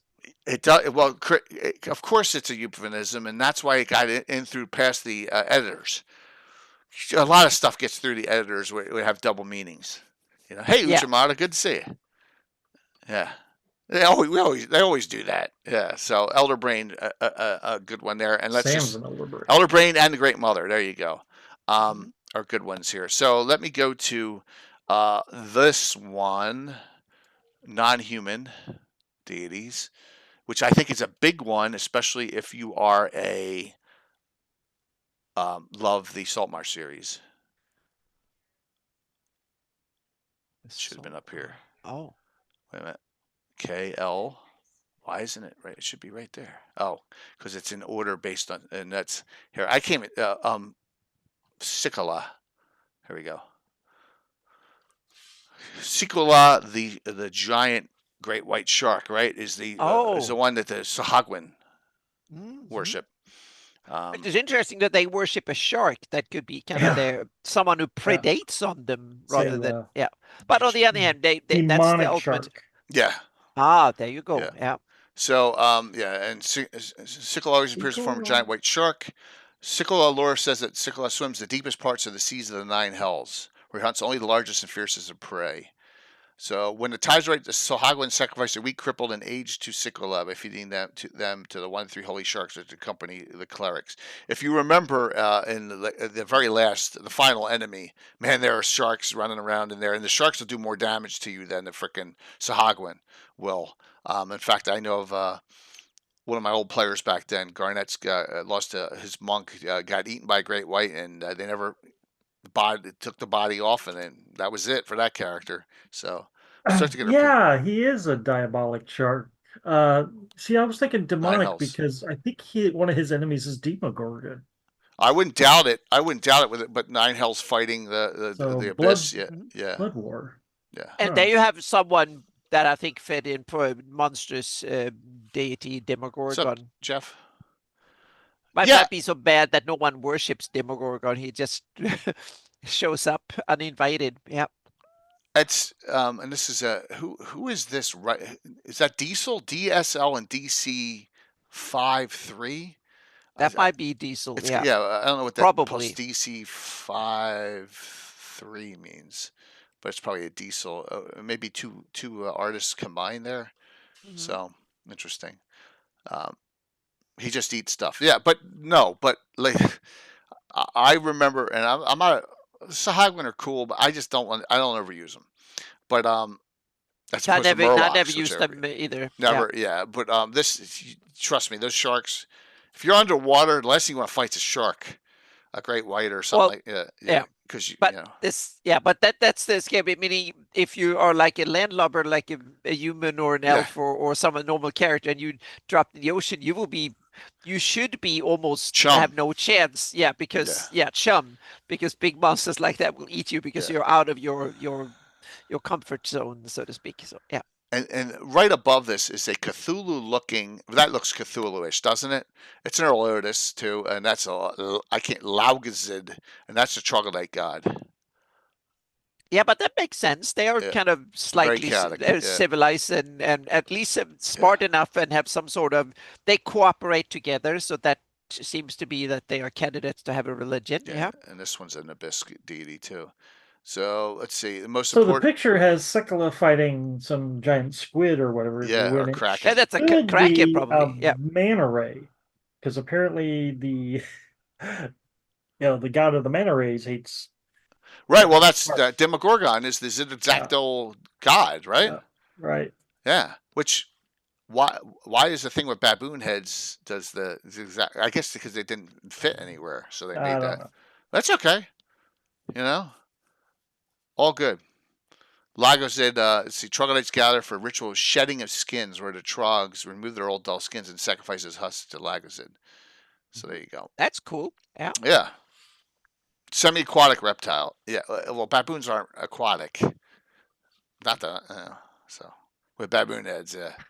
So that's some good ones in there. I am entirely surprised that trolls and ogres don't worship Laogzed also. I think it's too reptilian for them.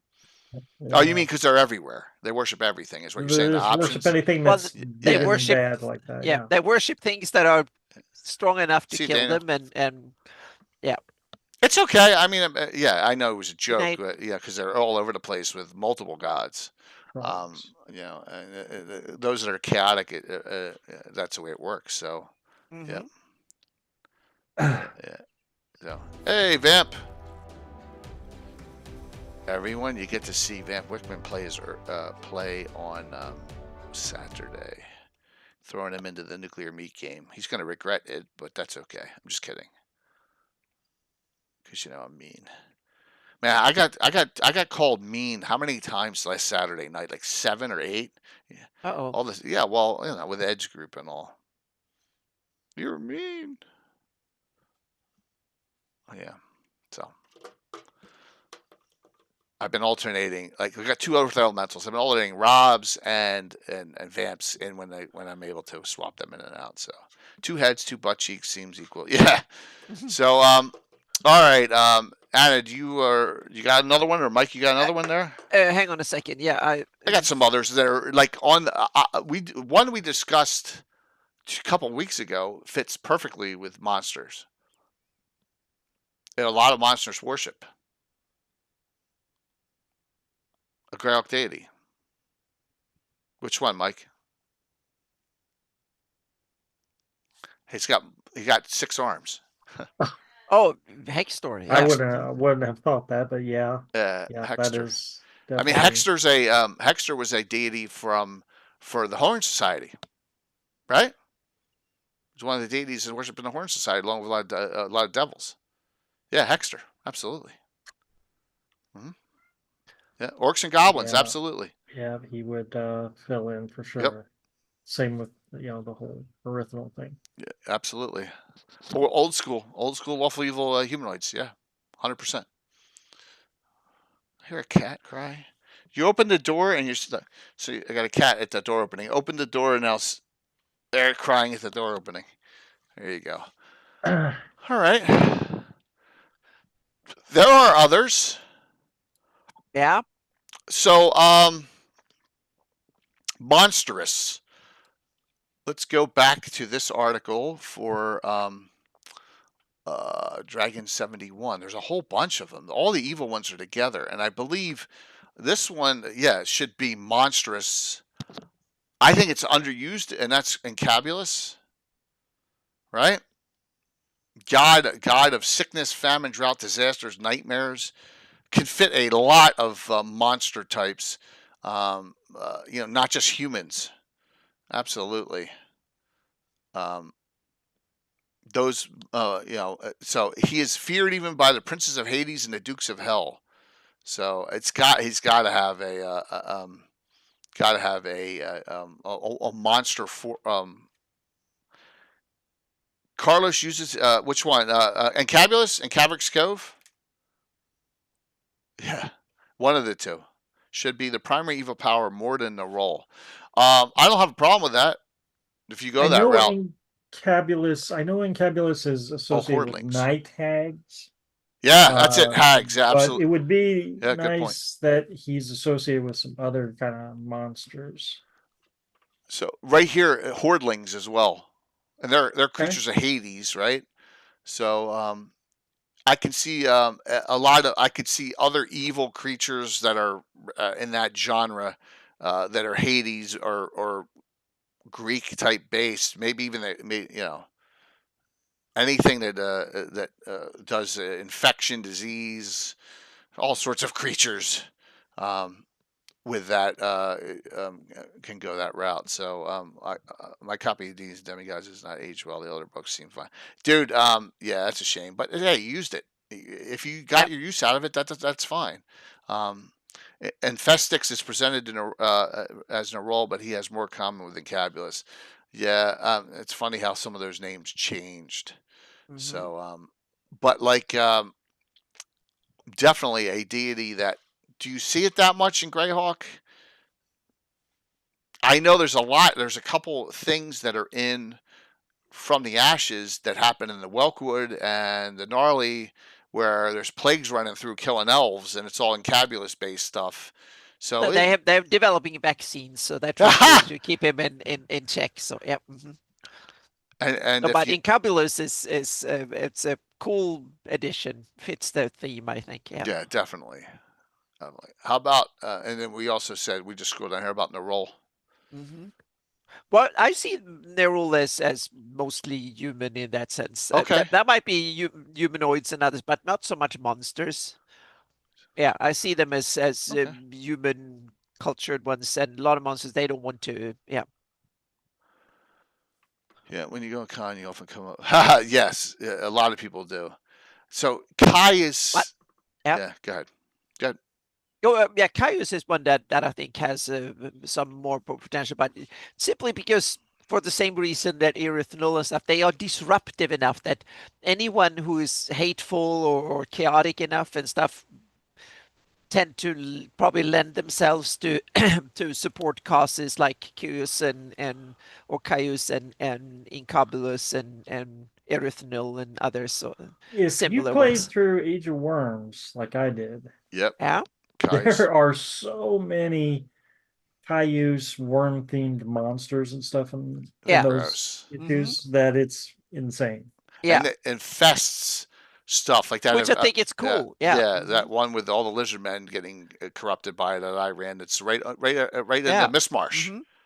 And I can see them using all sorts of critters just to further their cause, so to speak. Yep, absolutely. Yeah, but there's two other gods I think we need to get to that I think are tied to GREYHAWK, and I'm going to take the less known first and ask, is he really connected to GREYHAWK enough? But I think Jubilex, the Lord of Ooze, is at least should be mentioned in this. And Jubilex, exactly, because he shares realm or in the abyss with Zuktmoy. They are like the 200. They have the upper and lower Shidaka, whatever it's called, the 221 and the 222nd layer of the abyss that are connected together because they kind of have that marshy, swamp infested slime pit, so to speak. So I think they are cool in that sense that oozes. Not really intelligent, but some of them might be enough, so they might have a deity.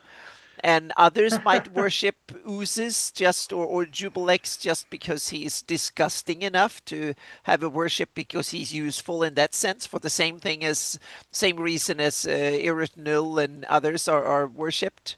If you want to upset, you're revolutionary, you want the whole world to go to hell or to the abyss, then he might be a good candidate for your worship. Yeah. Well, so and the Michael Zudrak, are you still there? I don't know if I have it on my machine, but an old Necromancer game adventure. Let me see if I have it. I probably don't, and that sucks. The original. It's called Chaos Rising. It's all Dweeblix. That's who the antithesis is in it. We ran that well before we were streaming, and it was really good and difficult. let me see here. I'm going to my Necromancer Games subfolder and see if I have it here in PDF. I don't think I do.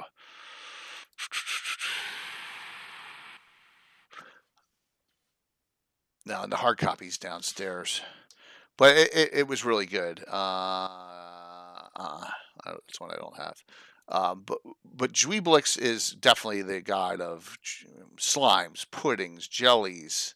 Yeah. Really gross stuff. Oozes and all that. Yeah. Yeah. Oh, I mean, hey, someone's got to be. I would say gibbering mouthers too, right? Yeah. Yeah. So, so the name Infestix, his name when he was a demon lord or something. Who knows? That's a good thing. Gary switched a lot of stuff down writing those books, so he didn't have trouble, right? So he didn't have a lot of trouble. We're gonna go monsters right next to him in this picture's Orcus, which is big in my game. Orcus, a lot of undead, and stuff. Is there a god for constructs or golems? No, Iron Shepherd, because they're not alive. They're not living, right? They're not living in GREYHAWK. Now, they're not Eberron type where they have a life force to them, but I don't think there is. So now, Talos, that triple iron golem, may be the closest thing, right? Yeah. So, and that's the one that goes in, walked into the sea, So, let's see what this is, Mike. What did you just link? The grass. Oh, wow, 2009. Oh, wow, 16 years. Shoo! It's about Dweeblix. Our next guest comes from this 2-second layer of the abyss. Oh, my gosh. You color. Oh, yes. And Grasset. Oh, I love him. He's awesome. Yeah. Laugh or die. That's funny. Nice. That's awesome. He's the demon prince of comedy. Yeah. And he said he had a second? Well, that's Zuktmoy we need to mention in the same as a parallel, both because she's monstrous and also because they're tied in their realms down in the abyss next to each other, so they're like squabbly neighbors.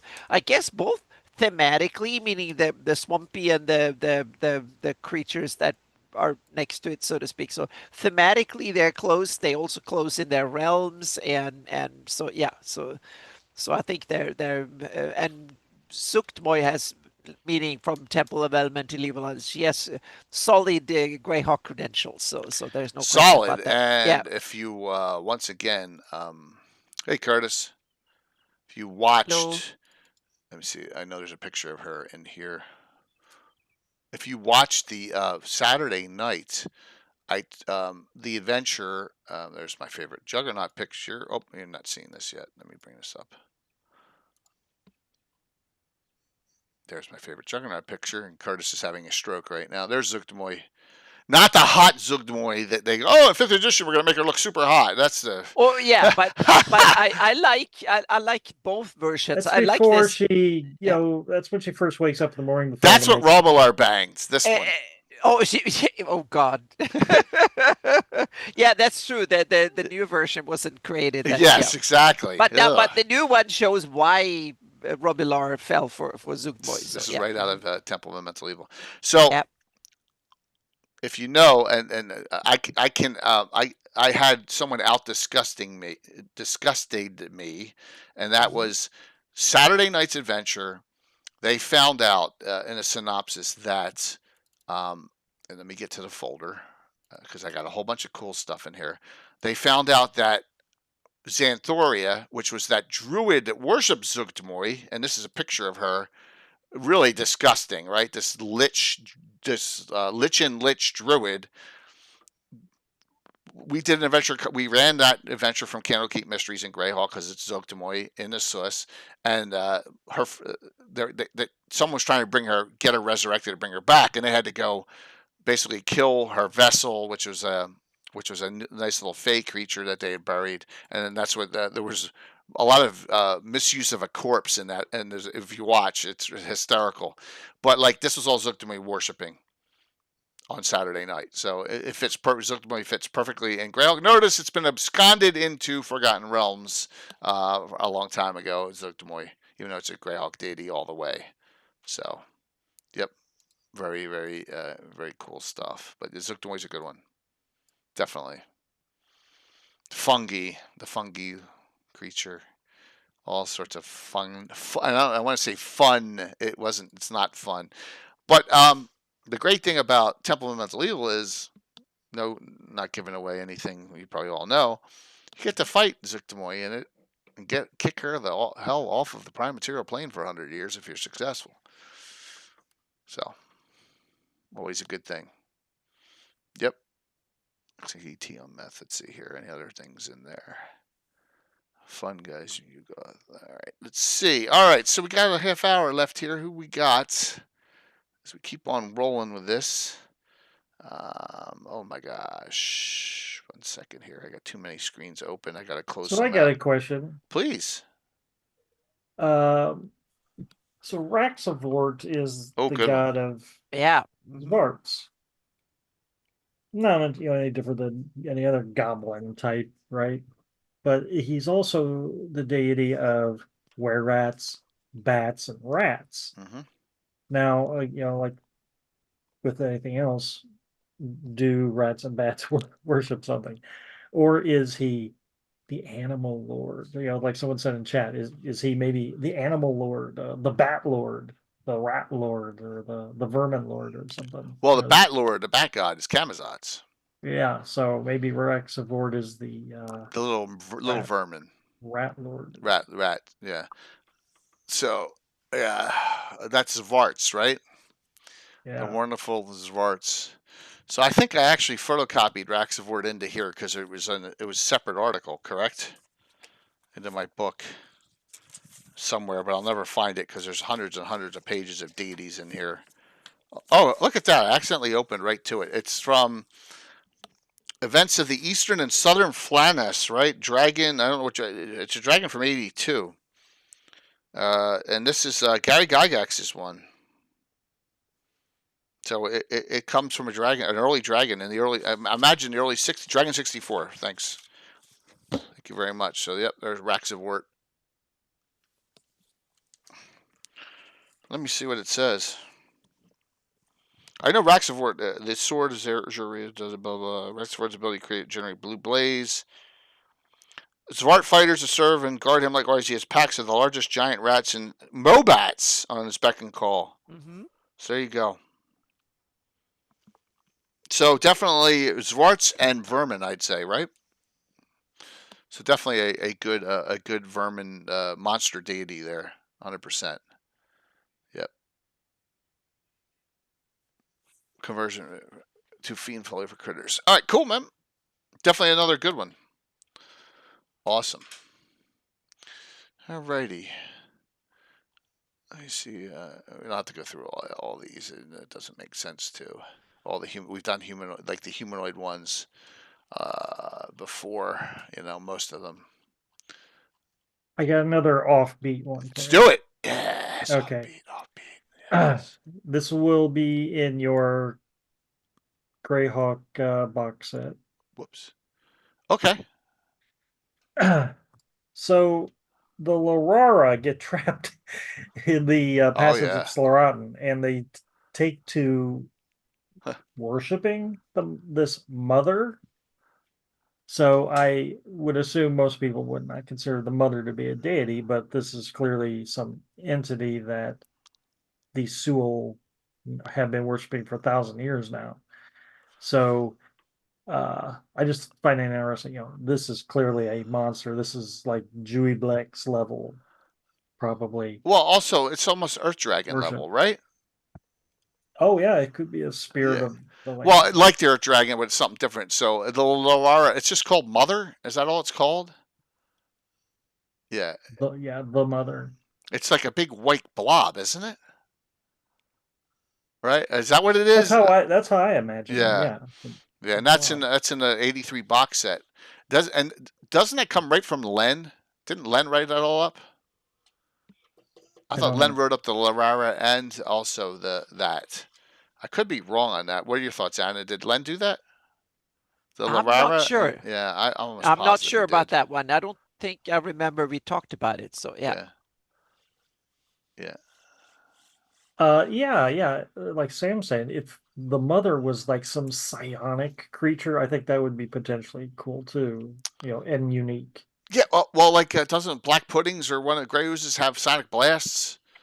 Right? Like you get close to them and psh, I mean they're not that intelligent, but they automatically do that. Here's another question: a creature like an intellect devourer, do they have a deity? Like those kind of weird creatures. I don't know. Yeah, Yeah, intellect devourer. it could That's a be the good one. same as the elder brain, or because they Yeah, look like a that brain. sounds. Yeah, that sounds kind Illithids. of. At least Yeah, thematically, they're very similar, but yeah, they might not be the culturally or in the world, so to speak. That might be very yeah. apart. Yeah. That's another interesting Yeah, concept one there. Yeah, well, I have. that's really offbeat. That's a good one though, Mike. I never even thought of that. Aren't the intellect Mhm. devourers just like mind flayer dogs? That might be. Yeah, Yeah, puppets of the elder brain. Yeah, and it's touch. So they that's might where they not would be go. smart enough to have deities, so to speak. Doesn't in the Dungeons and Dragons movie two intellect devourers just go right by them and they go, oh yeah, no intelligence there. Yeah, as a joke. Yeah, Yeah, it was. Yeah, that film is so full of movies, so full of jokes that yeah. yeah, that's okay. And Paizo, they're Hmm. connected to the Lovecraftian That's why I mythos think it's stuff. funny. Yeah. Hmm. How in Paizo, Sam, did they connect this stuff to Lovecraftian when they didn't own it?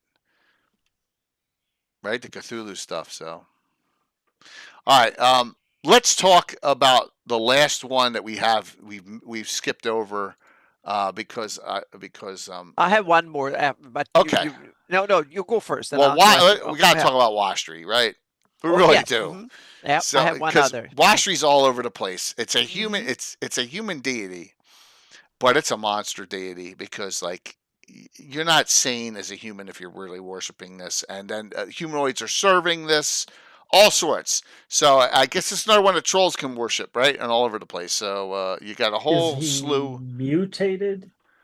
He's not. He's evolved, right? So he's like the first X-Man.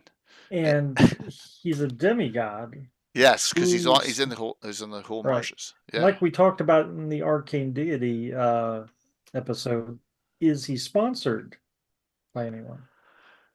I don't think so. So the plane is prime material, and it doesn't. There's no mention of any other god with him. So he just has that much of a will that he Yeah. elevated himself. Now he is the deity of amphibians. So like the Sagatha, he'd be fighting Sagatha if Sagatha was in GREYHAWK, right? Because toads and frogs and things like that are under his domain. So yeah. And I'll never forget. I got Curtis with a blessing of Washry spell back at GaryCon a couple years ago. We got the warts all over his body. It was awesome. So yeah, but it's just it's a particularly weird god, right? It's just weird, but I love it so much because it's weird. So yeah, I'm a big fan of bullywugs, and if bullywugs need a deity, I think Wastry is oh, perfect fit. and perfect. And if you well, let me do this, Mike. See if I can find it. Um, Bullywugs are the main. I have them as the main servants of Washtree and Horror in the Holes, right? Right on the cover. Bullywugs and the priest of Washtree. There you go. There's Chet Minton artistry work. All Bullywugs. Yep. Absolutely. Washtree. Fun. A lot of fun. It's definitely a monster deity. That's the paladin got afflicted. You escaped. Yeah. Washtree fits in Saltmarsh too. Absolutely. Anything right because he's in that from that area. All right, you still got one more? Yeah, I have one more that I think we should talk about. Okay. That is for one of my favorite type of creatures, and the hags have their deity too. That I think is Segilun or whatever how you pronounce it. That's the lesser goddess. That's the patron goddess of hags and night hags and stuff. So I think she needs an honorable mention at least. I don't think know she's particularly GREYHAWK oriented, but since we have these critters in GREYHAWK, it's kind of cool if they have their deity as well. Is that in Monstrous Mythology? Yep. What page page? 111. Okay. The other ones, or whatever the chapter is, dark folk, gods of the dark folk. Yeah. Yep. I think, yeah. So that's one that would fight with or coexist against Beltar, right? Yeah. Yeah. Yeah. I've never heard of this deity. Yeah, exactly. But I thought it was an honorable mention because I think hags and stuff are really cool. So they are absolutely. So this one fits in. If you want to give them a patron deity, then there is one available, so to speak. It says specific night hags. It doesn't say the others. So well, it said hags, including the wretched night hags. Yeah. Yeah.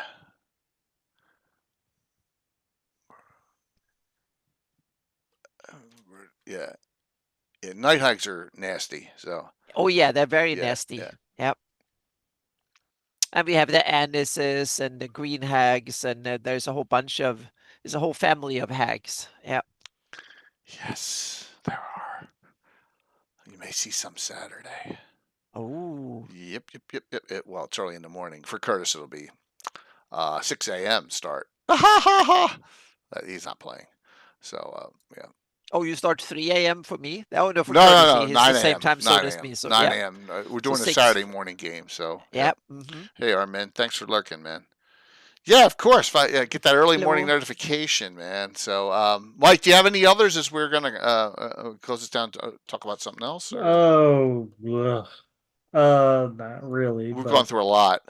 I would like to quiz. Because I don't want to go through every humanoid deity again. No. We don't need to do that. In particular, though, Kurtlemak, god of kobolds, I want to know why he has a scorpion stinger as a for his tail. I think it's a very interesting deity difference between his worshippers. Like, I think it's cool, but one step beyond them, right? Yeah, I don't, associate I'm hearing that with kobolds and non-human. It's just that's definitely an illustration thing that I yeah, there it is, a stinger. Really recall. Huh. I didn't know if that was artist license or if that was the intent. Yeah, it's Save or Dead. So it's a stinger. It doesn't look like it goes over the head like a freaking wyvern's one does, right? But maybe it can. Maybe it can. Go frontal. Prehensile. Yeah. Never noticed that. That's an Earl Otis as well. Let's get that Cthulhu. How big is he? He's bigger. He's 5 foot. Yeah, so normal kobolds would be like half his height, probably. Yeah, almost. So he's a super kobold. Yeah. Yeah. And he's from the Nine Hells. Yeah, so he might not even be a kobold then. He's probably a demon. Funny thing. Or a devil. And here, look at this typo. Heils. They never caught. Nine Hails. Wow. And his symbol's a gnomish skull, which is funny. So. Yeah, it is. It's save versus poison or death, just like a it's wyvern. Old school is a lot of save or die. Yeah. Yeah, it's awesome. Yeah, that was just the only comment I wanted to bring up. Yeah, no, that's a good point, man. I don't. I'm not sure on that. That's awesome.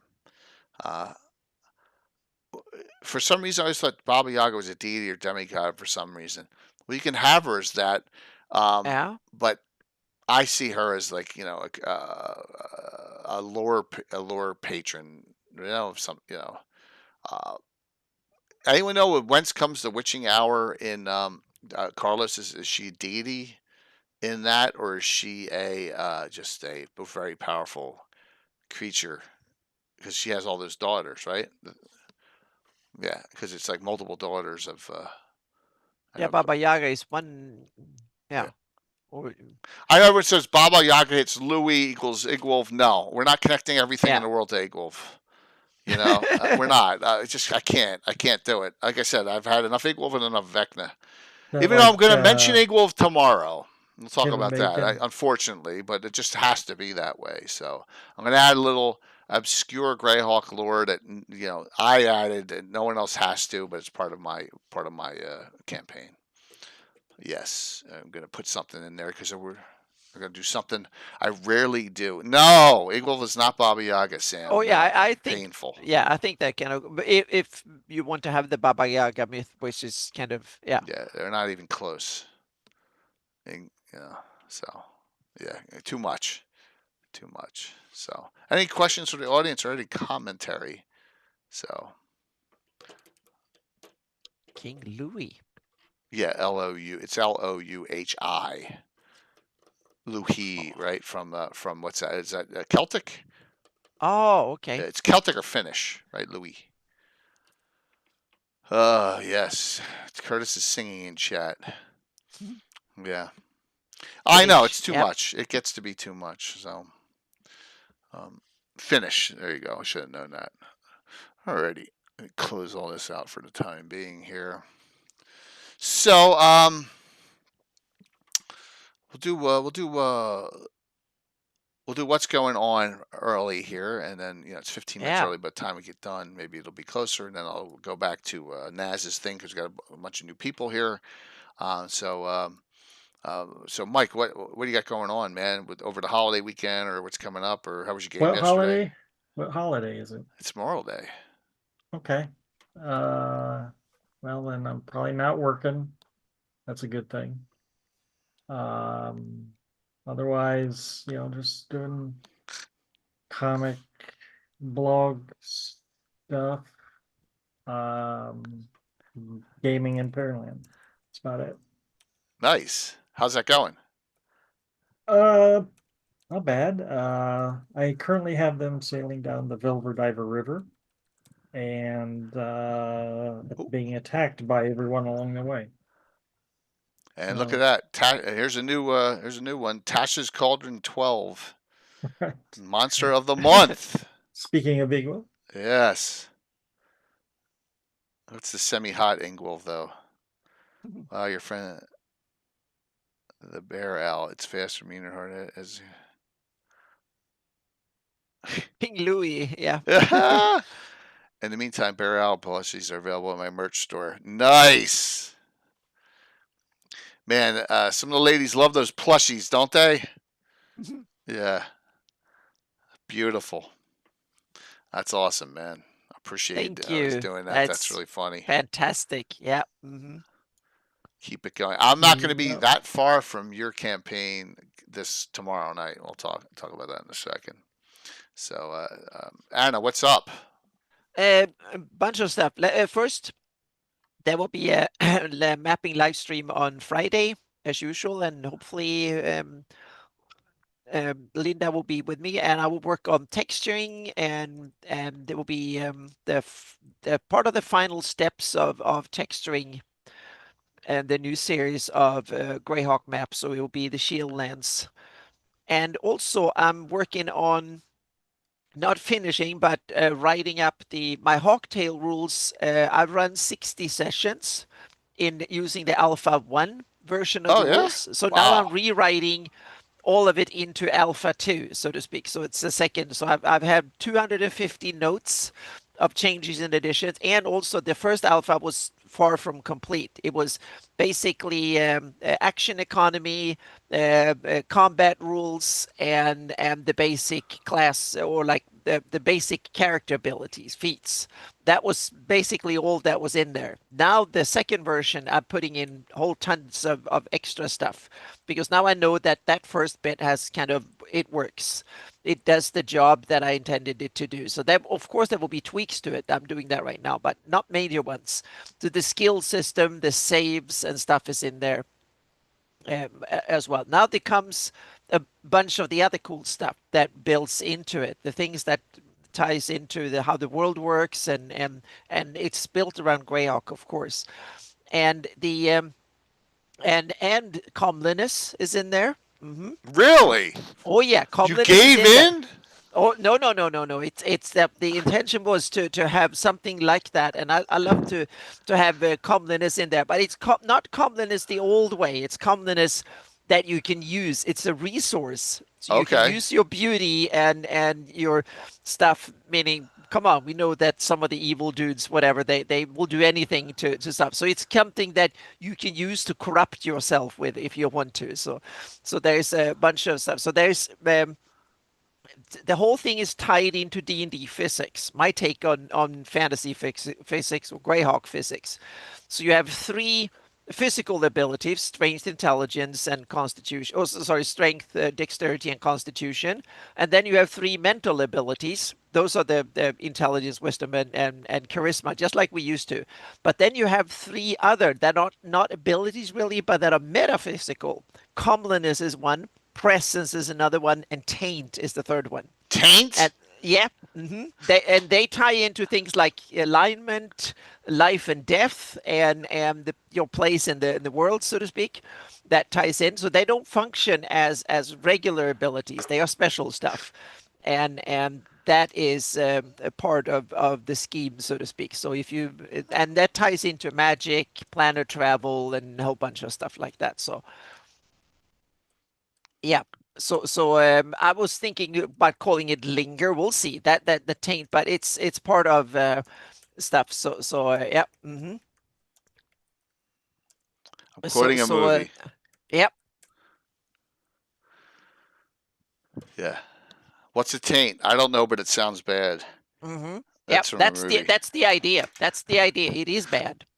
If it sounds bad, then I'm on the right spot, so to speak. So that's yeah. Yep. So that's a part of I Curtis would get that. Mm-hmm. The Heronians are know about all about taints. Yeah, okay. That's funny. Come on. What's a taint? Because we're going to get our taints handed to us. Yeah. What's a taint?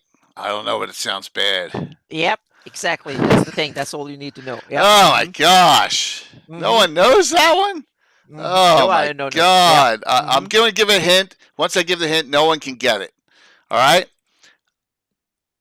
That is from a movie that someone who goes to Gary Con yes, Brungale, dodgeball. Vince Vaughn. There you go. So, Brungale, you can give a regular if you're on tomorrow night to someone in the group tomorrow night. Yes, dodgeball. Oh, good. Now I feel even better, more like I chose a name that actually seems to give the right vibes. So that's good. Yep. Yeah. I was worried that no one would react at all to it. So that's good. That's one of those. Yeah. That's good. That's perfect. Yep. And so that is, and also the a new revision of the Geopack is underway because I need to upgrade it so I can start doing the 576 version of the Geopack. So I'm going to do a bunch of upgrades. So there's a new version of. So I'm because I don't want to have two Geopackage to update. So I'm going to update the old one and then start working on the 576 and hopefully have that done in a couple of months. So those are the main things, so to speak. And then I'm going to be part of Guild Superior's next GREYHAWK campaign. It starts in 2 weeks. So more about that next week. Yep. But thank you to Dave and the Guild Superior gang for letting me play again in their awesome Shadow Dark games. So yep. So that's about it. Very cool. And, yeah, let me dump some links to my Patreon here just in case. So, yeah, please do. Yep. Please do.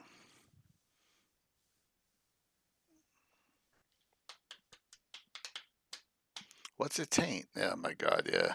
So many See, I started a debate here. That's wow. There's so many great movies. There are that have so many great quotes in that. All right, so we talked about how trolls can worship almost anything, right? You will probably see more trolls tomorrow night than you've ever seen at one session. All right. So just note that. And I want to see, what do you see? And you gotta know your stuff here. And I did this to the group. So yeah, this is just a prepped picture there. But did anyone notice anything about this picture? I'm gonna do a second one too. As you can see, there's a lot of them out here. I'll do this angled picture too. Did you guys notice anything in this picture? You gotta really know my campaign to know something. There's a lot of big dudes on there. Yeah, all trolls, all war trolls and giant trolls and stuff. Yeah, in this picture. Yeah, the horns. Yeah, those are giant trolls. The ones that were horns. Taint mechanic was used in the show Can't Adventure and the first dragon. Yeah. Oh yeah. Yes, Touch. You got it. Touch. Oh my. There's Lord Kazumba in this adventure. Oh. I'm playing him. This is a ultra high level adventure. Okay? It's called, and it's from Advanced Adventures. Let me bring it up if I have it here. Let me go to the right. Well, here, let me just move this one down here. The Halls of Lidless Shabbath. Now, this is an Advanced Adventure module. I've been sitting on this, waiting until lidless. Lidless. Is that a real word, or is that something you came up? No, it's right. Lidless. This is an adventure published. Lidless. Yep. Published by Advanced Adventures. Yep. This is for levels 12 to 15. This thing is disgusting. I had to condense this down because, as you know, maps in the old school days. I'll just scroll to this. I mean, look at this roster. 200 trolls in this level. What? Look at this. Look at the map on level 1. I can't run this on my table. Of course you can. You just have to redecorate while you're gaming. It's like you're changing clothes.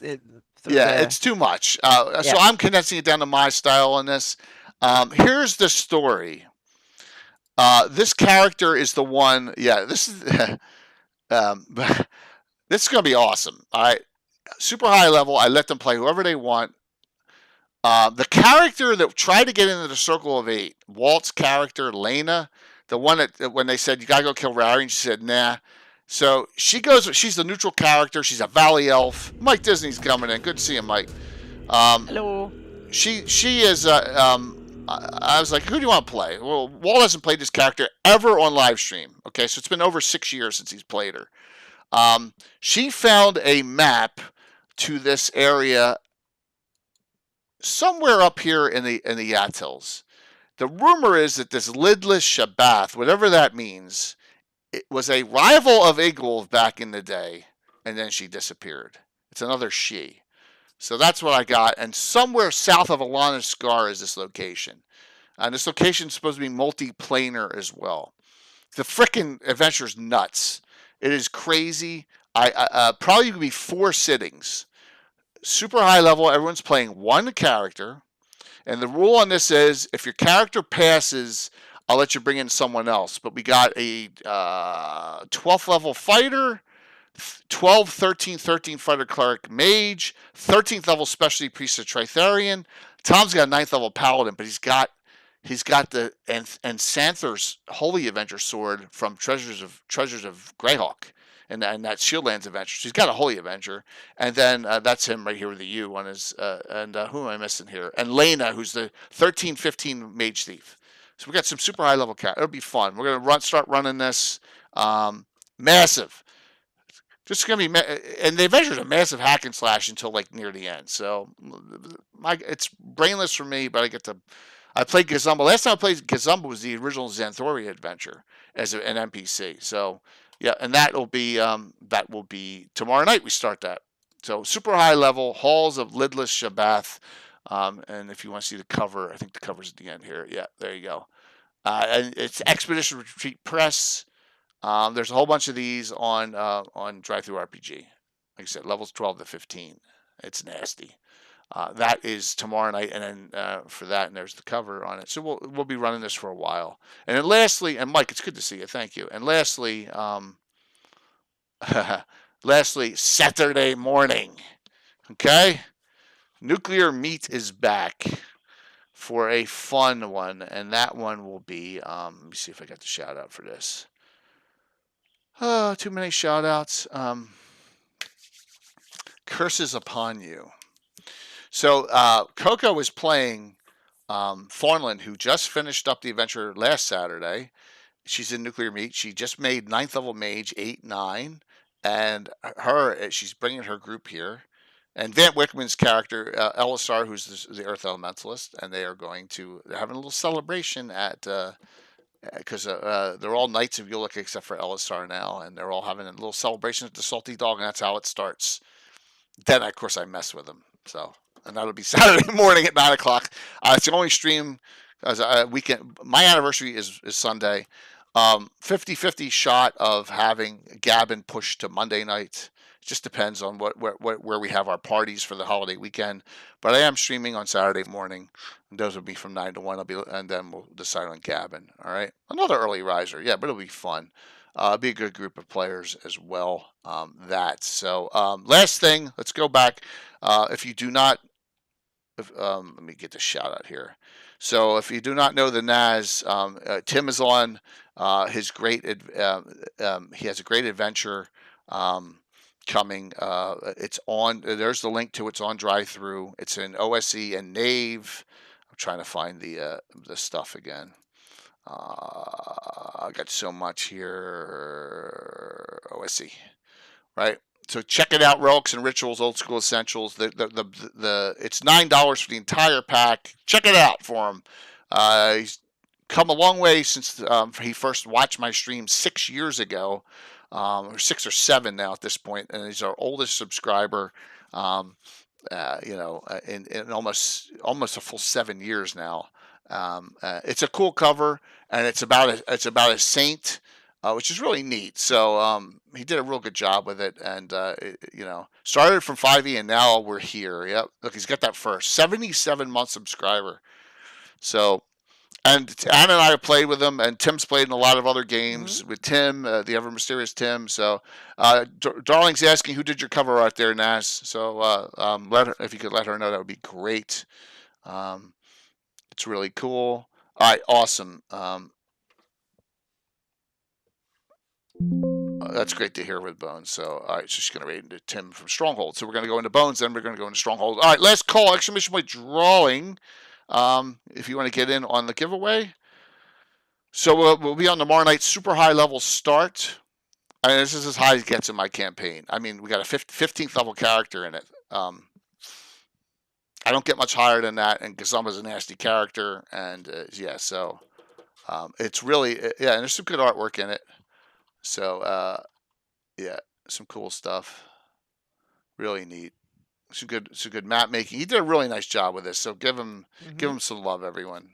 Especially OSE, you can put into anything. What levels is this for, Tim? I forget. Tim, what level is the adventure for in OSE? Yeah, just put in chat what levels the adventure is for, because then I'll figure out when I'll run it myself. Yep. Okay. So, and then we're going to go into 3rd to 5th. Okay. I don't have a group at that level yet. So when we do, I may incorporate this into my new Altamira game when I have all new first levels. So we'll do that at that point. So, you never know, Bringale. You never know. So I just wanted to get him out there. So, mileage may vary for 1E, 2E. Well, but it's okay. That's what playtesting is all about, and having fun. All right, everyone. So look at that. I knew we'd go after 9 with all the shout-outs and all. Let's see who... Yep. Oh, and lastly, July 5th, the 24-hour stream. We'll talk about that again coming up. But, it's July 5th, 10 a.m. We run till we finish Baltron's Beacon. 5 players. Curtis and Brett are 2 of them. Coco, Tim, and Corrigan. And I'm going to roll in a character or 2 each time in each section. So that'll be fun. You better be training for that with Fritz. Fritz will be playing in that. So here we go. Let me set the giveaway. Let's do the giveaway. See who wins today. Exclamation point drawing to get in. Last call. Classic D&D reprint giveaways tonight. Tomorrow is going to be Gamescape and Trollord again. Gamescape 3D, STL compilation, and Troller game gift certificate for those who don't have one, who don't have a 3D printer. All right, I'm going to close this out. Winner. DM Chris, 1972. Grats, man. Grats. Of course. Anna, Mike, thanks. That was a great show. Great discussion. Okay. Well, it was a bit disparate from my part, but it was fun. It was awesome. Yeah, it ended up good. Oh, by the way, I've gotten a lot of compliments on our Ruins show from Sunday night. Oh, good. Especially on YouTube. So I really appreciate that. Thanks. Awesome. Thank you. We'll keep things going. And don't forget, a week from Sunday is Doug Niles. Doug Niles is coming up. So we got a lot going on the channel. And then Friday, I supposedly find out when my next hip surgery is. So I can schedule everything around the hip surgery. Yeah. Deep breaths. Mike, Anna, thanks. Oh, thank you. And thank you, everyone, for all the support. And Chris, whisper me if there's anything in particular you're looking for. So we'll see you all. Please stay on. Say hi to Bones. I'd love to go in with 90 into her. So we'll see you. All right, see you tomorrow night, 7:30. High level. There'll be a lot of hacking and slashing early on. The adventure is really stacked toward that early on, but it'll be fun.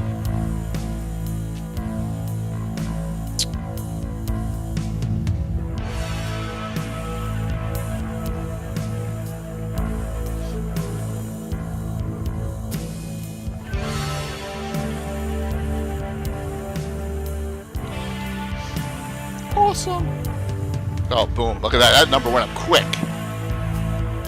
80. We'll take 88, 89. Awesome. 5, 4, 3, 2, 1. See y'all tomorrow night. Love you all.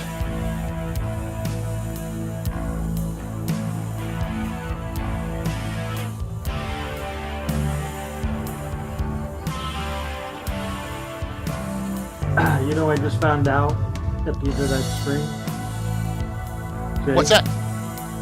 I come across a headline